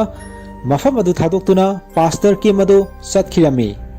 ꯄꯥꯁꯇꯔ ꯑꯗꯨ ꯆꯠꯈ꯭ꯔꯕ ꯇꯨꯡꯗ ꯂꯣꯌꯔ ꯃꯤꯟ ꯃꯌꯥꯝ ꯑꯗꯨ ꯆꯪꯗꯨꯅ ꯃꯈꯥ ꯇꯥꯅ ꯐꯨꯔꯝꯃꯤ꯫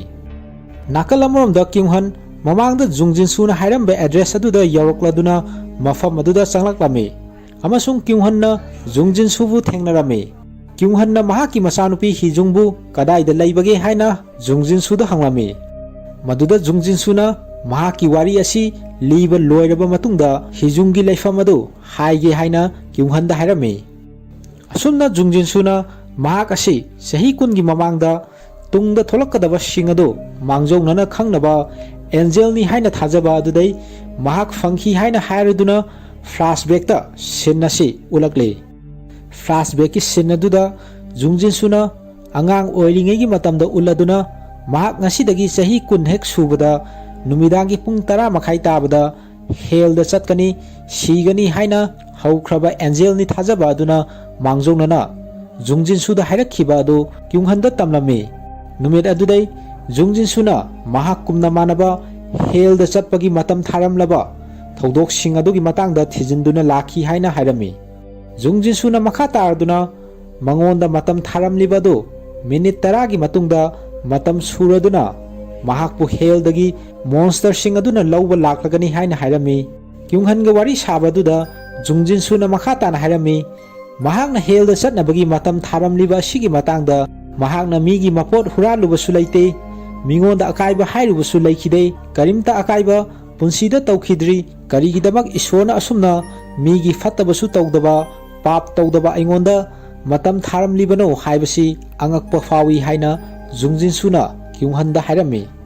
ꯖꯨꯡꯖꯤꯟꯁꯨꯅ ꯃꯈꯥ ꯇꯥꯔꯗꯨꯅ ꯃꯍꯥꯛ ꯆꯍꯤ 10 ꯆꯪꯅ ꯃꯍꯥꯛꯅ ꯍꯦꯜꯗ ꯆꯠꯄꯒꯤ ꯃꯇꯝ ꯊꯥꯔꯝꯂꯤꯕ ꯑꯁꯤꯒꯤ ꯃꯇꯥꯡꯗ ꯄꯥꯎꯈꯣꯡ ꯑꯁꯤ ꯐꯣꯡꯅꯕ ꯍꯣꯠꯅꯈꯤ, ꯑꯗꯨꯕꯨ ꯐꯪꯈꯤꯗꯦ ꯍꯥꯏꯔꯝꯃꯤ꯫ ꯍꯦꯜꯗꯒꯤ ꯃꯤꯕꯨ ꯂꯧꯕ ꯂꯥꯛꯄꯒꯤ ꯑꯉꯛꯄ ꯋꯥꯔꯤ ꯑꯁꯤ ꯃꯤꯗꯨꯒꯤ ꯃꯇꯤꯛ ꯆꯥꯕ ꯃꯔꯝ ꯂꯩꯇ꯭ꯔꯕꯗꯤ ꯄ꯭ꯔꯖꯥ ꯃꯌꯥꯝꯅ ꯊꯥꯖꯈꯤꯒꯗ꯭ꯔꯥ ꯍꯥꯏꯅ ꯖꯨꯡꯖꯤꯟꯁꯨꯅ ꯍꯪꯂꯗꯨꯅ ꯍꯦꯜꯗꯒꯤ ꯃꯤꯕꯨ ꯂꯧꯕ ꯂꯥꯛꯂꯤꯕ ꯑꯉꯛꯄ ꯊꯧꯗꯣꯛ ꯑꯁꯤ ꯄ꯭ꯔꯤꯊꯤꯕꯤ ꯑꯁꯤ ꯅꯨꯡꯉꯥꯏꯕ ꯃꯐꯝ ꯑꯃ ꯑꯣꯏꯅꯕꯒꯤꯅꯤ, ꯑꯁꯦꯡꯕ ꯑꯆꯨꯝꯕ ꯋꯥꯌꯦꯜ ꯑꯗꯨ ꯐꯪꯅꯕꯒꯤꯗꯃꯛꯇꯅꯤ ꯍꯥꯏꯕꯁꯤ ꯄ꯭ꯔꯖꯥ ꯃꯌꯥꯝꯗ ꯊꯥꯖꯍꯟꯕ ꯇꯥꯏ ꯍꯥꯏꯅ ꯖꯨꯡꯖꯤꯟꯁꯨꯅ ꯀ꯭ꯌꯨꯡꯍꯟꯗ ꯍꯥꯏꯔꯝꯃꯤ꯫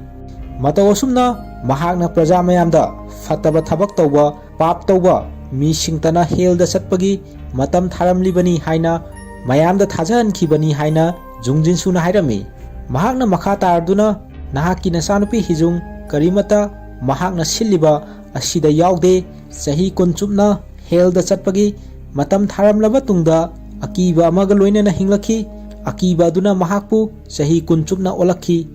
ꯑꯗꯨꯅ ꯃꯔꯝ ꯑꯣꯏꯔꯒ ꯃꯍꯥꯛ ꯂꯝꯆꯠ ꯁꯥꯖꯠ ꯆꯨꯝꯅ ꯍꯤꯡꯂꯛꯈꯤ꯫ ꯀꯔꯤꯒꯤꯗꯃꯛ ꯏꯁꯣꯔꯅ ꯃꯉꯣꯟꯗ ꯑꯁꯨꯝꯅ ꯃꯇꯝ ꯊꯥꯔꯛꯂꯤꯕꯅꯣ ꯈꯪꯗꯦ ꯍꯥꯏꯔꯗꯨꯅ ꯃꯍꯥꯛꯅ ꯃꯥꯂꯦꯝꯁꯤꯗ ꯂꯩꯔꯤꯕ ꯃꯤꯌꯥꯝꯕꯨ ꯃꯍꯥꯛ ꯇꯧꯅ ꯑꯀꯤꯕ ꯑꯃꯒ ꯂꯣꯏꯅꯅ ꯍꯤꯡꯕ ꯑꯣꯏꯁꯅꯨ ꯍꯥꯏꯅ ꯖꯨꯡꯖꯤꯟꯁꯨꯅ ꯍꯥꯏꯔꯝꯃꯤ꯫ ꯑꯀꯤꯕ ꯑꯗꯨꯅ ప్రజꯥꯕꯨ ꯄꯥꯞ ꯂꯪꯁꯤꯟꯕꯗꯒꯤ ꯂꯥꯞꯅ ꯂꯩꯗꯨꯅ ꯄ꯭ꯔꯤꯊꯤꯕꯤ ꯑꯁꯤ ꯑꯆꯨꯝꯕ ꯑꯐꯕ ꯊꯕꯛꯂꯣꯝꯗ ꯃꯥꯡ ꯊꯥꯔꯅꯤ ꯍꯥꯏꯔꯗꯨꯅ ꯀ꯭ꯌꯨꯡꯍꯟꯗ ꯃꯍꯥꯛꯀꯤ ꯃꯆꯥꯅꯨꯄꯤ ꯍꯤꯖꯨꯡꯕꯨ ꯌꯨꯝꯗ ꯅꯪꯕꯨ ꯂꯥꯛꯄ ꯉꯥꯏꯔꯝꯂꯅꯤ ꯍꯥꯏꯅ ꯍꯥꯏꯔꯛꯂꯝꯃꯤ꯫ ꯑꯁꯨꯝꯅ ꯋꯥꯔꯤ ꯁꯥꯔꯕ ꯇꯨꯡꯗ ꯖꯨꯡꯖꯤꯟꯁꯨ ꯃꯍꯥꯛ ꯍꯦꯜꯗ ꯆꯠꯀꯗꯕ ꯃꯇꯝ ꯑꯗꯨ ꯅꯛꯁꯤꯜꯂꯛꯂꯗꯨꯅ ꯀ꯭ꯌꯨꯡꯍꯟꯗ ꯃꯍꯥꯛꯅ ꯄꯥꯝꯕ ꯑꯣꯞꯁꯟ ꯑꯅꯤꯈꯛ ꯈꯟꯅꯕ ꯄꯤꯔꯝꯃꯤ꯫ ꯑꯍꯥꯟꯕ ꯑꯣꯞꯁꯟ ꯑꯗꯨꯗ ꯖꯨꯡꯖꯤꯟꯁꯨꯅ ꯍꯥꯏꯔꯝꯃꯤ, ꯃꯣꯟꯁꯇꯔꯁꯤꯡ ꯑꯗꯨ ꯂꯥꯛꯂꯒ ꯃꯥꯕꯨ ꯍꯥꯠꯂꯅꯤ, ꯅꯍꯥꯛꯅ ꯚꯤꯗꯤꯑꯣ ꯅꯝꯂꯒ ꯃꯌꯥꯝꯗ ꯎꯠꯂꯕꯗꯤ ꯄ꯭ꯔꯖꯥ ꯃꯌꯥꯝ ꯑꯃ ꯑꯀꯤꯕ ꯐꯥꯎꯅꯔꯅꯤ, ꯃꯗꯨꯗꯒꯤ ꯅꯍꯥꯛꯅ ꯌꯨꯝꯗ ꯆꯠꯂꯕ ꯃꯇꯨꯡꯗ ꯅꯍꯥꯛꯀꯤ ꯌꯦꯛꯅꯕꯕꯨ ꯍꯥꯠꯈꯤꯕ ꯅꯍꯥꯛꯀꯤ ꯅꯆꯥꯅꯨꯄꯤ ꯍꯤꯖꯨꯡꯕꯨ ꯐꯥꯔꯕꯗꯤ ꯁꯪꯁꯥꯔ ꯑꯁꯤ ꯅꯍꯥꯛꯅ ꯊꯥꯖꯕ ꯂꯩꯒꯅꯤ ꯈꯟꯕ ꯃꯑꯣꯡ ꯑꯗꯨꯗ ꯑꯣꯏꯔꯒꯅꯤ꯫ ꯍꯥꯏꯔꯤꯕꯁꯤꯡ ꯑꯁꯤ ꯅꯍꯥꯛꯅ ꯄꯥꯝꯗ꯭ꯔꯕꯗꯤ ꯑꯅꯤꯁꯨꯕ ꯑꯣꯞꯁꯟ ꯈꯟꯕ ꯌꯥꯔꯤꯕꯁꯤ ꯅꯍꯥꯛꯅ ꯁꯤꯗ꯭ꯔꯤꯕ ꯃꯤꯀꯨꯞ ꯐꯥꯎꯕ ꯑꯩꯅ ꯁꯤꯕꯒꯤ ꯃꯔꯝ ꯑꯁꯤ ꯀꯅꯥꯝꯇꯗ ꯍꯥꯏꯗꯣꯛꯇꯅ ꯑꯩꯅ ꯅꯍꯥꯛ ꯑꯃꯁꯨꯡ ꯅꯪꯒꯤ ꯅꯆꯥꯅꯨꯄꯤ ꯍꯤꯖꯨꯡꯒꯤꯗꯃꯛꯇ ꯁꯦꯝꯂꯝꯂꯤꯕ ꯁꯪꯁꯥꯔ ꯑꯗꯨꯗ ꯇꯨꯃꯤꯟꯅ ꯅꯨꯡꯉꯥꯏꯅ ꯂꯩꯊꯣꯛꯄ ꯍꯥꯏꯕꯁꯤꯅꯤ ꯍꯥꯏꯅ ꯖꯨꯡꯖꯤꯟꯁꯨꯅ ꯀ꯭ꯌꯨꯡꯍꯟꯗ ꯃꯍꯥꯛꯅ ꯇꯨꯡꯗ ꯇꯧꯕ ꯌꯥꯕ ऑप्शन अनी खक खन्नब हाइरमी मसिगी हेक मतुंगदा जुंगजिनसु हेलदा चटनबगी चाही कुनगी ममांगदा थारमलिबा पुंगफम अदु यौरदुना मॉन्स्टर सिंग अदु लाक्लमी जुंगजिनसुना क्युंहंदा अरोइबो ओइना हाइरमी नहाकना तुमिना लैगे खलबदी अहाकी हक्सांगी लेमहौरिबा सरुकसिंग असि लोसिंदुना थमखिनबा क्युंहंदा खंगलमी असुमना जुंगजिनसुना लंगजरुरिबा पाप मराल असि करिनो हाइबा मार्क्सु खंगदना मॉन्स्टर सिंग अदुना क्युंहनगी ममांग मक्तदा जुंगजिनसुबु मिहाथिना हालदुना मनिल कारबा जुंगजिनसुगी सरु सायांग सिंग अदु थनमलगा मॉन्स्टर सिंग अदु मफम अदुदै मांगखिरमी असुमना क्युंहन मयुमदा हलामी अमसुंग मसानुपी हिजुंगा उनबा अदुदा क्युंहन मपी इरा चेंथरमी हिजुंगना महाकी मपा क्युंहनबु कोनसिनबिदुना अमना अमा मपोंगनिंग नुंसिना थेमजिनरमी असुमना एपिसोड 3 असिगी लोइसिलकपदा लॉयर मिनबु फ्रम लिबा मफम अदुदा महाक तादुना लेरंबा अदु अरोइबदा उलमी नाकल अमदना सिटी मयाई अदुदा न्यूट्रोना मॉन्स्टर सिंग अदुगी स्टेच्यू मूर्ति सिंग अदु खिल्लगा थंबा अदु मयामना उरदुना एपिसोड 3 असि मतांग असिदा लोइसिली एपिसोड 4 असि ममांगी एपिसोड 3 गी मतमदा थोखिबा थौदोकसिंग अदुदगी सही मरी गी मतुंगदा उल्लदुना एपिसोड 4 असि हौदोरकली वीडियो अमदा मयामदा न्यूट्रोना पीबा पाउजेल अमदा हाइरमी सही मरी गी ममांगदा पाप चेलबा पाप जुंगजाबो हेलदा सतख्रबा तुंगदा हौजिक मतम असि अनौबो जुग अमदा चंगसिलकले अदुबु पाक जुंगजाना महाकी सिरमदाय मिको फावा महाकना लंगजरुरिबा पाप अदु मयामददी हाइदोकलमदे हाइना वीडियो अदुदा फोंदोकलमी न्यूट्रोना थोकलिबा अकी तुजुंगलबा थौदोक असिगा मरी लेनना लिंखटपा म्यूजियम अमदा प्रजा मयाम चंगदुना येंगनरमी न्यूट्रोना मखा तारदुना मयामदा हाइरमी मदुदी सीबगी मतम थारमलबा मियोय खरना हेलदगी मॉन्स्टर सिंगना लौबा लाकपगी मतांग अदु मयामना उदबा मफमदा चलगा थबक अदु पांथोखिनबा होनै सीबगी मतम थारमलबा मियोय खरा अमदी थारमलिबा मतम अदु यौद्रिङैदा मतम अदु ngaidana masa matomda suicide tawjaduna sijaba yauki asumna न्यूट्रोना मयामदा पीबा पाउजेल अमदा सिन्नमा उल्लदुना फोटो असिदा याउरिबा नुपा असि महाकी बिजनेस अदु माय पाक्तबना मरम ओइरगा सुसाइड तौदुना सीखिबा मियोय अमगी मतांगदा न्यूट्रोना मयामदा पुथोरक्तुना पाउजेल अमा पिरमी हाइरिबा सुसाइड तौदुना सीखिबा मियोय असि हेलदा चटपगी सीबगी मतम थारमलबा मियोय अमसु ओइरमी सीबगी मतम थारमलिबा अदु यौद्रिङैदा हाइरिबा नुपा अदु सुसाइड तौदुना सिजरम्बा ओइरमी अदुबु नुपा अदुना सुसाइड तौख्रबसु हेलदा चटकदबा मतम अदु यौरकपदा इशोना हाइरिबा नुपा अदु अमुक हना ताइबंग पालासिदा हिंगतहंदुना मॉन्स्टर सिंगना ओट नैबदु नुपा अदुगी फैमिली अमसुंग ममानब सिंगी ममांगदा मिटमांगमक्तदा उहलक्लमी इशोरना पिरक्पा वायलदा थैदुना चटनबा नुपा असिना होनख्रबसु मदु इशोरना याहलमदे हाइबदु मयामदा उल्ली हाइना न्यूट्रोना मयामदा हाइरमी अदुना इशोरना अखोइदै पामलिबसि करिनो हाइना न्यूट्रोना मयामदा हंगबदा मदुगी पाउखुमदी ममांगी एपिसोड सिंगदा पीखिबा न्यूट्रोट की चेयरमैन ओरंबा जुंगजिनसुना हाइरंबा इशोरना अखोइबु हेना असुंबा अफबा थबक तहनबदुनी हाइखिबदु मयामदा निंगसिंगलमी सीबगी मतम थारमलबा नुपा अमा महाकना लंगजरुरिबा मराल सिंग पाप सिंग अदु मयामदा फोंदोलमी मयामदा पीबा पाउजेल अदुगी लोइसिलकपदा न्यूट्रोट की अनीसुबा चेयरमैन किम जोंगसिलना ममांगी एपिसोड मॉन्स्टर सिंगना हातखिबा पाक जुंगजागी लेबम अदुदा लेदुना हाइरमी मदुदी अखोइना अखोइगी पाप सिंग अदु लोसिंदुना थमलोइदबनी पाप जुंगजागी मिसी असिगुमना तौदनबा होनगदबनी नहाकी पाप अदु मयामदा हाइदो मियोइबना हेना अचुंबा अफबा थबकलोमदा चटनबगीदमक न्यूट्रोटना मयामगा पुन्ना लेमिनगनी हाइना हाइरमी असुमना न्यूट्रोट एपता ईश्वरगी ओइबा पाउताकसिंग मयामना संगदुना खंगबा यागनी हाइबगी मतंगदा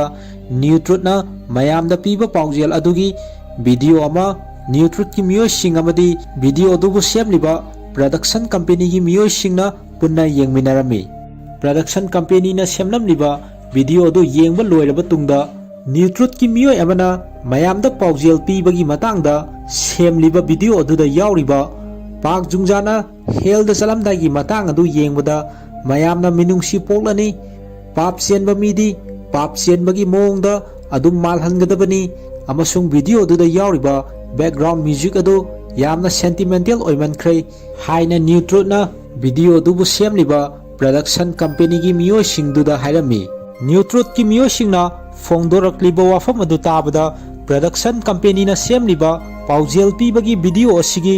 producer in charge oiba Bae Youngji koba miyoi amana nokningbagi mongda ingit tawraklame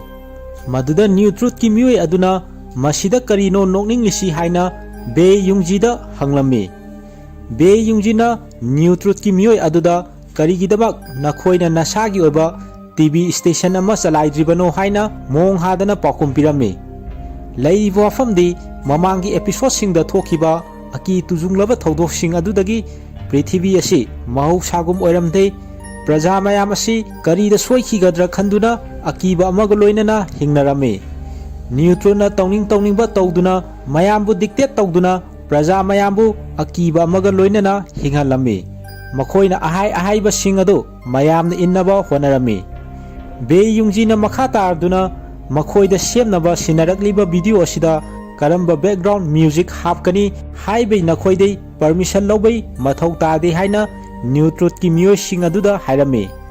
maduda New Truth ki miyoi aduna Bae Youngji da hairame aikhoige punna thabak tawminaduna asumba afaba thabak adu fangnaba tawbra khalubani adubu nangna akhoisi nakhoigi client ama oina ururaba male akhoina Prithvi asida ahongba ama puraklibasi nang yaningdraba male crime rate tawriba asi yengbada hanadagi fana yamna hantharabani haina New Truth ki miyoi aduna Bae Youngji da hairami madugi pakhum oina Bae Youngji na pirami madudi crime tawbagi sang handare hairibadu kanabu thajaribage Arrowhead na tawriba crime sing asi prajana kibadagi report fabo tawnadre nakhoina masing thirabadi crime tawriba sang asi atiyapakna wangle ikui kuidringai mamangda Arrowhead ki kangbu singna yum amada changduna spray sizinaduna masi pap toba migi mayumni haina isalam kiba makhoina hairiba yum adu mathak makha onthokduna imung adugi miyoi sing adu furam kibadu uriba natra Prithvi asi aki tujungba fahlaga nungaiba mafam ohenba sira haina Bae Youngji na New Truth ki miyoi aduda hairami Bae Youngji gi wafam sing adu tabada production company aduda producer oiba Junwon koba mathwai wana leirambadona tawriba nupa aduna Bae Youngji gi wafam sing adu lepnaba hauna sauna Bae Youngji da hairaklami production company gi atopa mathak thongba miyoi amana New Truth ta makhoi sing asi ngakpi naba haijirami amasung makhoi gi tuminna leinaba khanghaladuna producer Bae Youngji si New Truth ki video adubu semnaba deadline hendokhigadra khanbagi pressure leidana pangai hairibani masigi sumathakta mahaksi mapa ama oidorabani haina production company gi mathak thongba miyoi aduna New Truth ta fongdolami maduda Bae Youngji na mapa oidore haibagi wafam adu karigi matang asida pusalaglibano haina hairami asumna New Truth ki miyoi sing aduna New Truth ki paujel pibagi video adu nakhoida thajaba thamduna fajana semlakani khallage chairman da video adu fajana semawi haina tamlurage hairaduna New Truth ki miyoi sing adu mafam adudai chatkirami production company gi mathak thongba miyoi aduna New Truth ki miyoi singna pamlibadugi mongda video adu semdoknaba Bae Youngji da hairambaga loinana mahaksu mafam adudai chatkirami Bae Youngji na Junwonda nahaksu New Truth ta karigi nonjarino haina hangbada karimta khumlamdana Junwonsu mafam adudai chatkirami masigi matungda Bae Youngji na mahaki nupi angang unabagi hospital da leiriba aduda phone da wari sanarami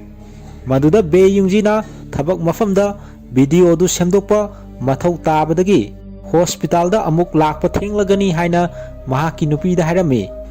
mahaki nupi aduna makhoigi masa adu ICU da leibana uningba matamda uba phangdre haina hairami ngasidi hospital da nahak lakpa ngamlaroidabanina ICU da angang unaba sangbada angang adugi video namlaga tharakke haina nupi aduna Bae Youngji da hairakpada Bae Youngji na ICU da phone pusanba yade haibadaine phone pusanba yarabudi angangi video adu namlaga tharakesu tharau haina mahaki nupi aduda Bae Yungjina hairami. Masigi matungda Bae Yungjina New Truth ki video adu semdokpada changadaba script ama Junwon na paikibadagi mahaki leibamda thiraktuna laklami. Junwon leiramdabadagi mahaki leibamda Bae Yungjina script adu leibra yengbada card ama thengnarami. Card adu Sodo Quick Loan koba phone number yawba loan enquiry taunabagi oirami. Card tugi maningdana Yangpyong fishing spot haina tharaga leirambadu Bae Yungjina karino haina yengningaida Junwon laktuna mahakna card adu lakhirami. Maduda Yungjina Junwon da phone paidri karigino haujikan nang nga faba toina chatlira haina hangbada Junwon na pakhatpagi mongda tawraduna nga faba du chatte amuk hai akonbada chatli amuk hairaduna kari leirage haina Yungjida hangami. Maduda Yungjina New Truth ki video editing tawgadaba adu ngasi numidang fawagi manungda losinsi haina Junwon da haibada Junwon na mathwai nuaitabadona tawraduna mahaki nupiga mafam amada chatkadaba lei video editing tawgadaba adu nahakna yengsilamo mamangda nangonda sound larokhiba adugidamak soikre haireduna Yungjina haiba tadana Junwon mafam adu thadoktuna chatkhirami. Nakal amadana Yungji gi nupina ICU da leiriba pokpada ngairiba macha adu unaba matam yauraduna sanglami.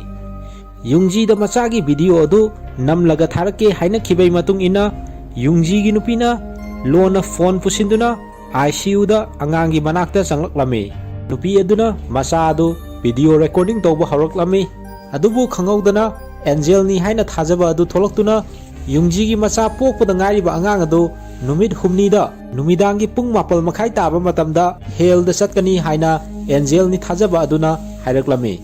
Tauriba adu Yungji gi nupina video recording tawba adu da yarami. Somdana Bae Yungjina mahaki thabak adu loiraduna hospital da laknabagi damakta lambi da laklami. Mahaki nupi adu da phone tawba matamda phone adu pairaklamde. Matang adu da Junwon gi nupina Bae Yungji da phone tawraktuna mahaki nupa Junwon ga pau faunaba ngamdre thabak mafamda ngasi unabra haina hanglaklami. Maduda Yungjina Junwon ga puna thabak mafamda leiminarami. Nahaka mafam amada chatkani haina nganna Junwon chatkibani harami. Junwon gi nupi aduna mahaki nupa adu karigumba khara tawba mali numit kharani gi mamangda loan pithaba kangbusinga mangonda pau fauktuna mahaki nupa na pukhiba paisa adu singal lagnaba hairaduna mahaki nupa ase Zwar edik ni haina su haireklami haina Yungji da hairami. Maduda Yungjina Junwon kadai da leige yenglaklage aduga pau folaklage haina phone aduda Junwon gi nupi aduda hairami.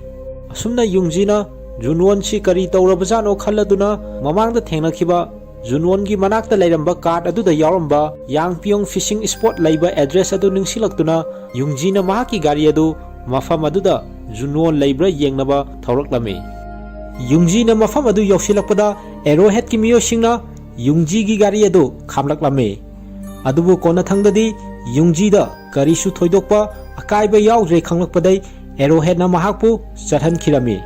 Ahanbadadi Junwon bu mafam aduda leiba thengnaramde. Nupa ama leiba urakpadagi Yungji na kaubada Junwon oiramduna Junwon na Yungji bu ubada thenglaba amamba ising ipaktuda Junwon kumthakiduna Yungji dai lapna chatkhinaba honarami. Yungji na pat aduda kumthaduna Junwon bu faduna wari sanasi haina harami.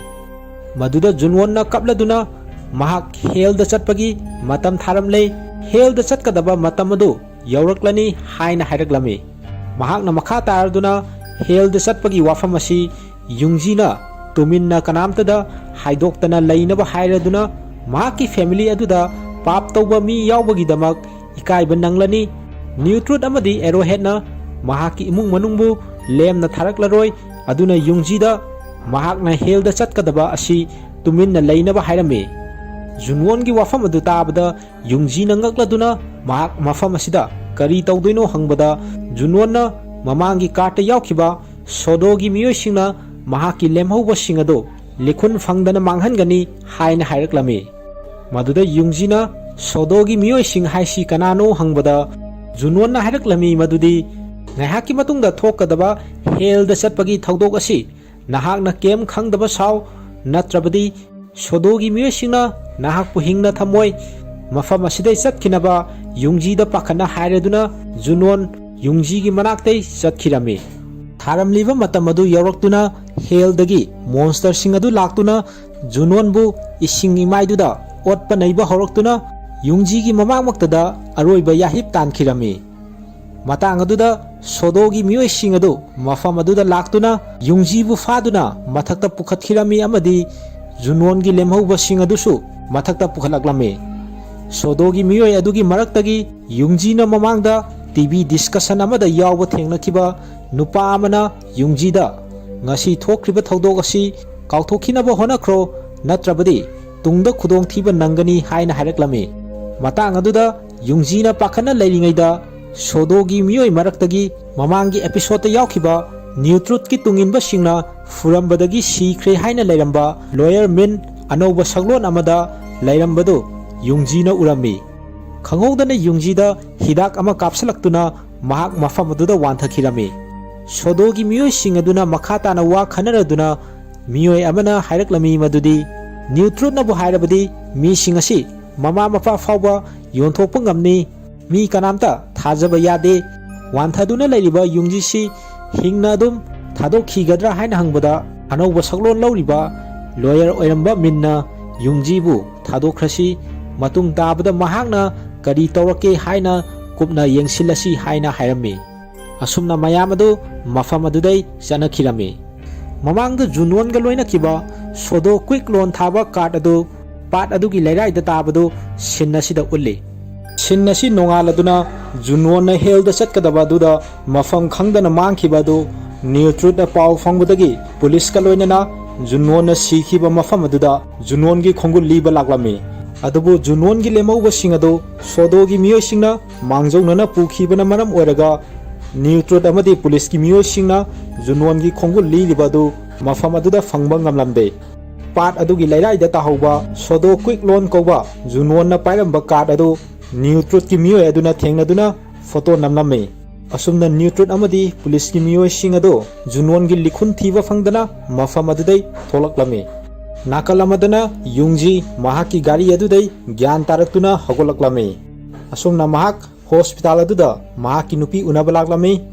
adubu mahaki nupi aduna yungji da mamangda mahaki masa adubu hel da chatnabagi matam tharamliba adugi video recording to hoba adu yungji da yenghalami mahaki nupi aduna new truth app ta pokpada ngariba angangna hel da chatpagi case asi amata thengnade yaude haina hairami aina angang asi pap chenba oina poklabra haina yungji da hanglami yungji na masagi hel da chatpagi video recording to hoba du yengladuna mathwai nuaitana mahaki nupi aduda nahaki naral nate hairaduna kari tawba yabage haibadu yengsilasi hairaduna yungji na ICU da masa adu unaba sangladuna episode 4 asi matang asida losili episode 5 asigi haudorapoda new truth ki miyosingna junwon sikhiba mafam aduda uladuna haudorakli junwon gi car adu mafam asida nakna leirambagi paw fanglabasu junwon de new truth amadi police ki miyosingna thiba fanglamde sibagi matam tharamlaba kim kawba miyoi ama hotel amada mayum thadoroktuna lotlaga leire haibagi paw new truth na fangbadagi makhoi kimna lotuna leiriba mafam adudo oina satnaba junwon bu thiriba pat adudagi new truth ki miyoi sing adu tholaklami nakal amadana be yungjina mahaki pokpada ngariba masa adu hel da chatpagi matam tharamliba adu ningsingduna matha sana mahaki office ta leirami junwon sidringai mamangda hairamba mahaki haksang lemhauba sing adu sodogi miyoi singna mayamna khongul liba fangdanaba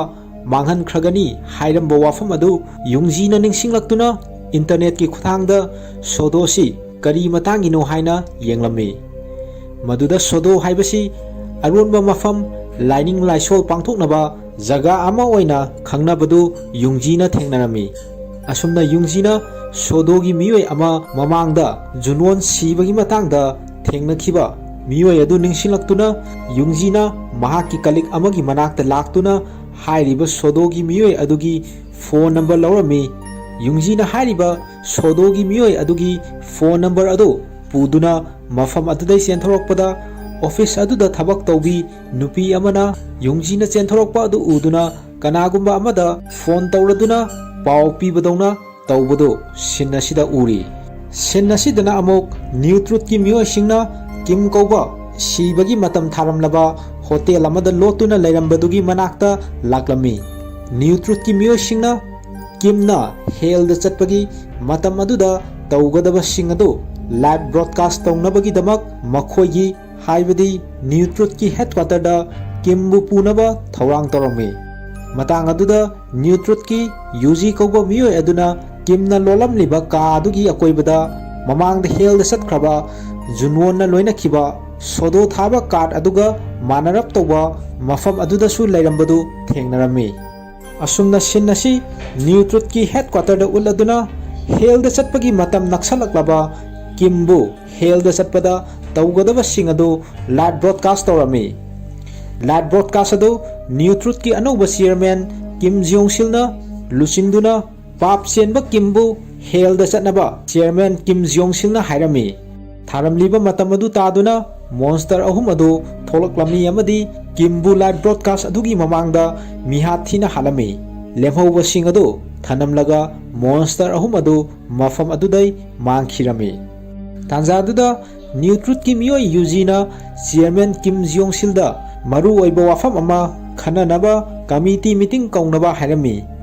asumna sodogi matangda khananaba meeting adu Kim Jong-sil na kaurami Committee meeting adu hauraduna New Truth ki maru oiba miyosing pulami Kim na hell da satringi mamangda lauhauba video recording ama mayam adu yenglami video recording aduda Kim na sidringi mamangda sodogi miyosingna mahaki lemhauba sing adu mi ataina khongul liba phangdanaba manghanduna mating pangge haina mangonda hairaklami haibo afamasi Kim na tamlami sodogi wafam aduda mahakna khalakhige haina sodogi miyoi sing aduda haikhi hairaduna matam kharagi tungda mahakna lawyer oiramba Min Hejinda pau faunaba honaki haina video recording aduda Kimna fongdolami leiri wafam di Kimda sodona hairagli wafam adu mamangda Junwonda tawkhiba mahaki lemhauba sing adu manghanduna New Truth na Junwon gi khongul lina bohona bada fangkhidaba thawong aduga manarami video recording aduda palakliba Min Hejin hairiba miyoi lawyer oiramba New Truth pu yeknaba oina khanba sahi kharagi mamangda mangkhiba miyoi ni haina UG na mayam aduda tamlami New Truth ki miyoi UG na makha taraduna Min Hejin hairiba miyoi matam amada sodo law firm koba amada thabak torami Haiba sodo asi hojik organization ama oiraktuna matam tharamlaba miyoi singbu losinduna thamnaba honai hairaduna mamangda Junwonbu thiba lakpada mafam aduda taramba sodo thaba card adusu UG na mayam aduda ulami UG na Junwon gi likhun thiba phangdrabasu sodo thaba card adu thengnabana maram oiraga Junwon gi lemauba sing adu mayam khangdanaba sodo na losinba oiramgani haina UG na New Truth ki lusingba sing aduda tamlami asumna New Truth ki anoba chairman Kim Jong-sil na oiragliba asi ishor gi mayokta iho ama sagalakpani miyoiba khunaida bitre tawrakpa thawong amani hairaduna makhoi singdugi mathakta amamamta oina akanba thabak lokhatnaba UG da khangaladuna ishor gi mayokta leiriba sing adu maru fangna muthatnaba full authority adu UG da New Truth ki chairman Kim Jong-sil na sinarami asumna UG mahaki tunginba singa loinana committee meeting adu dagi tholakladuna Arrowhead da paw faunaba khangalami amasung Arrowhead da paw fauduna makhoi gi mi kaya punba ngamgadage haina hanglami nakal amadana Yungji na phone number lorakhiba manungdana sodogi miyoi oiba aduga mapal thongdana university amagi professor oiba Hyungjun kauba miyoi adu unanaba Yungji laklami unaba aduda Hyungjuna Yungji da hairami madudi New Truth na toina hairiba pap tawba mi singtana hell da chatpani hairiba wafam adu aranbani thokliba thodok asi New Truth ki chairman oiramba Jungjin Suna isam samna isona wailakpani haina wahanthok pirambani haina Hyungjunna Yungjida tamlami. Hyungjunna makha tarduna makhoina matam tharamlaba mibu kanasu khangdaba mafam amada sihanduna makhoigi lemawbasing adu losinbiduna Newtruth pamliba adu fangdanaba tauribani amasung siriba miyoi adu mayamna hanthana yengbiriba adudagi kannabani haina Hyungjunna hairami. Sodogi miyoisingna masi mangare matang sida matam tharamlaba mising adugidamakta tawbiba sinbiba ngamlibasi haina makhoina lawriba thodang adugi matangda hairami. Mahakna makha tarduna makhoigi mising asi police telecom nakhoigi TV station da fawba mafam khudingi laiduna hel da satpagi matam tharamlaba miyoising asi masak khangdoktuna Newtruth hana makhoina matam tharamlaba mising aduda pau faunaba honaisu haina Yungjida hairami.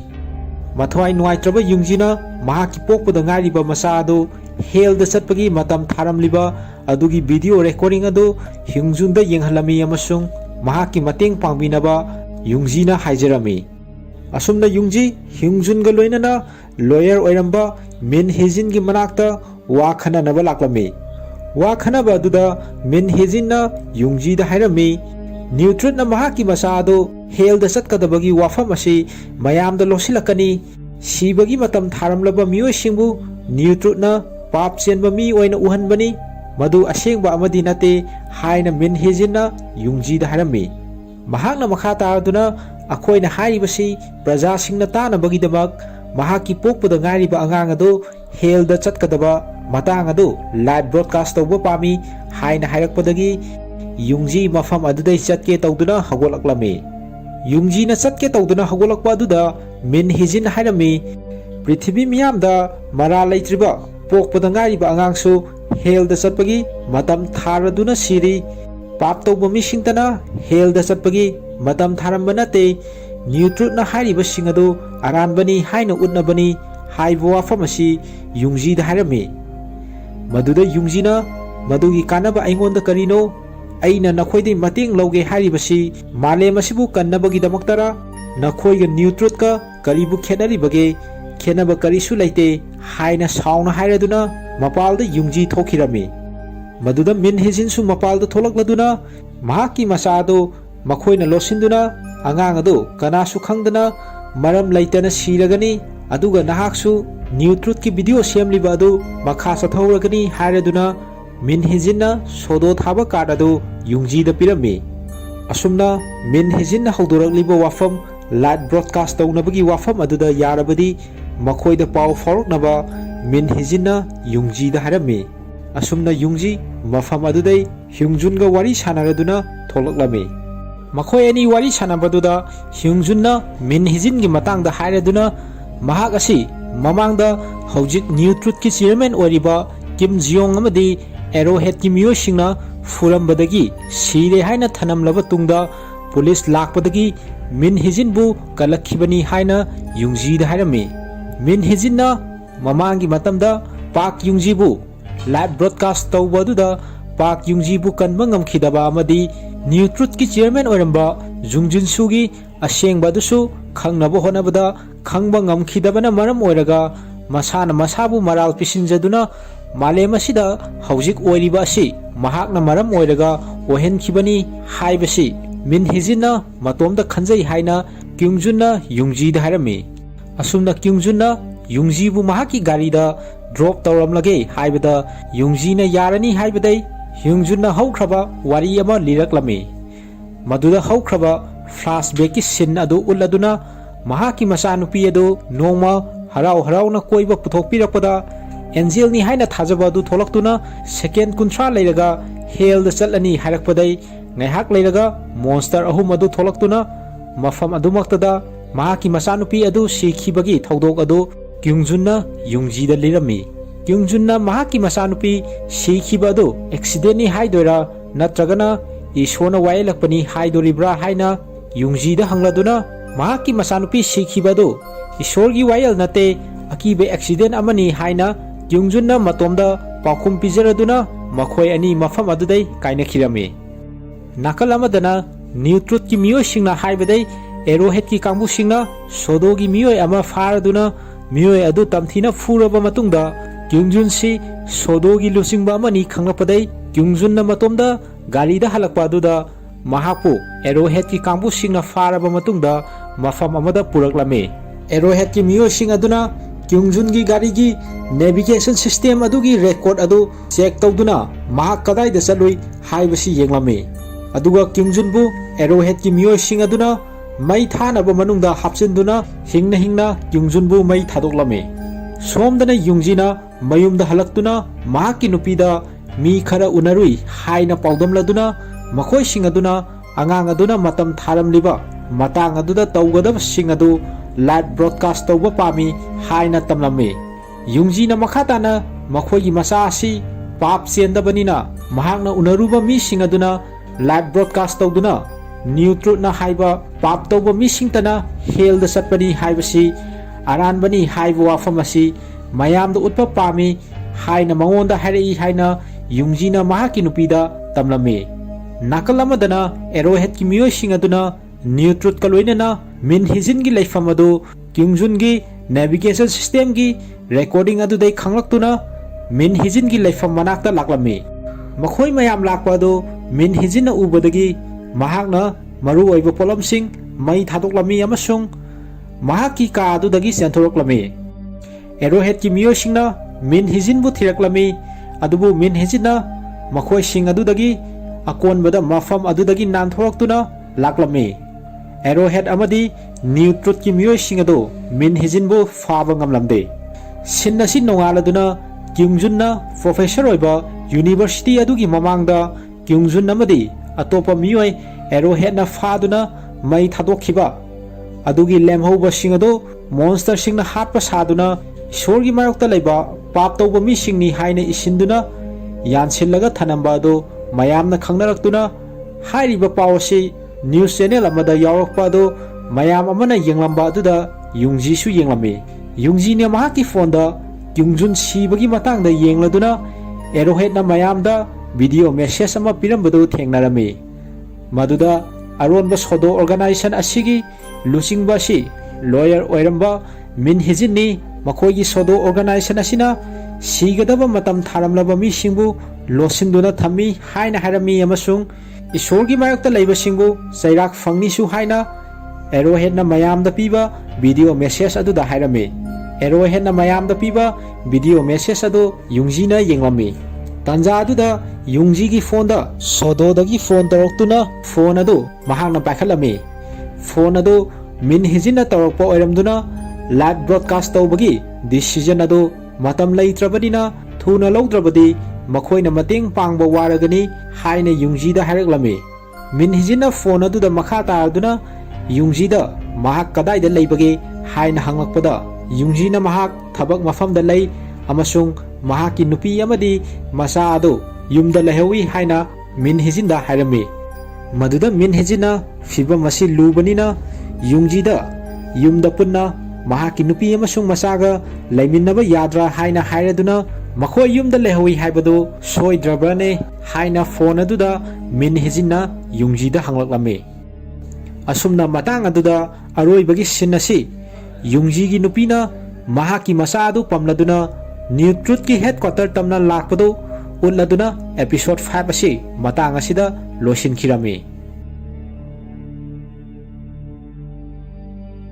हेलबाउंड अहानबा season की अरोइबे episode असिगी हौरक्पदा ममांगी एपिसोडता युंगजी अमदी मिन हिजिन phone वारी सानरंबादो मखा सथरदुना मिन हिजिनना युंगजीदा हाइरक्लमी मदुदी new truth अमदी arrowhead असी पुन्ना थबक तौमिनै ngarang arrowhead का new truth का पुलदुना महाकी ऑफिसता महाकपु फानबा होनबै लाक्लमी मखोइना नंगी नसादो सीबगी मतम थारमले खंख्रबदी नखोइगै अवाफमदा तागनी हाइना युंगजीदा मिन हिजिनना हाइरक्लमी असुमना फोन अदु थमलदुना युंगजीना महाकी नुपीदा पाव फाउनबा होनरमी मदुदा महाकी नुपी अदु न्यू ट्रुथ की हेडक्वार्टर मनुंगदा चंगलमलदुना युंगजीदा मेसेज ओइना थारक्लमी मेसेज अदुदा मखोइगी पोकपदा ngairiba masa asi karigidamak sibagi matam tharamlibano haibasi New Truth hangnabagidamag makhoigida leiri haina mahakki nupi aduna Yungji da message tharaklami. Hariba message adu paba hek loibaga Yungji chenthoroktuna Min Hijin da phone taroduna mahakki nupi adu New Truth ki manakta laikhre haina tamlami. Maduda Min Hijina makhoi su thuna laklage mafam dudai makhoi bu lokthoknaba hairaklami. Asumna Yungji New Truth ki lebam tana mahakki gari adu thoraklami. Somdani Yungji gi nupina mahakki masa adugi sibagi matam tharamliba video footage adu New Truth ki miyoi Yuji da yenghalami. Mahakki masa asi pokpada ngaibana maram oiraga angang asinabu kari pap tawdolibage sibagi matam tharamliba asigi matangda asoiba leiraba jatla haina Yungji gi nupi aduna New Truth ki miyoi Yuji da hanglami. Maduda Yuji na makhoisu sibagi matam tharamlaba case mayam asi loinamak gyan taba ngamdri haina haijaladuna kupna khanaraba mafam asida ngaihak ngairamnaba Yungji gi nupi aduda hairami. Asumna Yuji mapalda tholaktuna New Truth ki chairman Kim da phone tawduna athubada committee meeting kaunaba hairami. Committee meeting adu hauraduna angang adugi sibagi matam tharamliba video footage adu mayam puna yenglami. Kariguma video footage adu praja mayamna khangnaraklabadi New Truth amadi New Truth ki wakhalon asi praja mayamna samamnaba polaklani haina hainaraduna mama amasung masa adu tongan thamnaba chairman Kimna Yuji da pautak pirami. Nakalamadana Yungji na mahakki nupi amasung masana leiriba New Truth ki headquarter da yorokladuna Min Hijin hoigasu thengnaraduna manungda sanglaklammi. Yungji na mahakki nupi da New Truth ki miyosingna nakhoi anibu awafamda tahangani aduna mafam adudai thuna tholaknaba tau haina mangjongna message tharakpadu Yungji gi nupi na parami. Matang aduda New Truth ki miyosingna Yungji gi nupi amasung masana leiriba ka aduda changlaktuna namfuda mama amasung masa adu tongan puthoroknaba honarami. Somdana reporter mayam amana New Truth ki headquarter da thomjilaktuna mamangda mai thadoktuna sikhiba Yungjun gi matangda New Truth tai paulongnaba honaramba adugi khudong chaba lauduna Min Hijin ga punna langminaba miyoi amana mahaksu sibagi matam tharamle sibagi matam adu minute 10 da ngaire haina lauroduna mafam aduda leiriba security sing amadi mayam adugi attention adu matang aduda mangondo ohelami. Asumna Yungji amadi Min Hijina manungda leiriba Yungji gi nupi amadi masa adu bulokthoknaba manungda sangkhirami. Asumna mama masa adu rescue tawraduna Yungji amadi Min Hijin ga punna New Truth ki mafam adudai gari da nanthoroklami.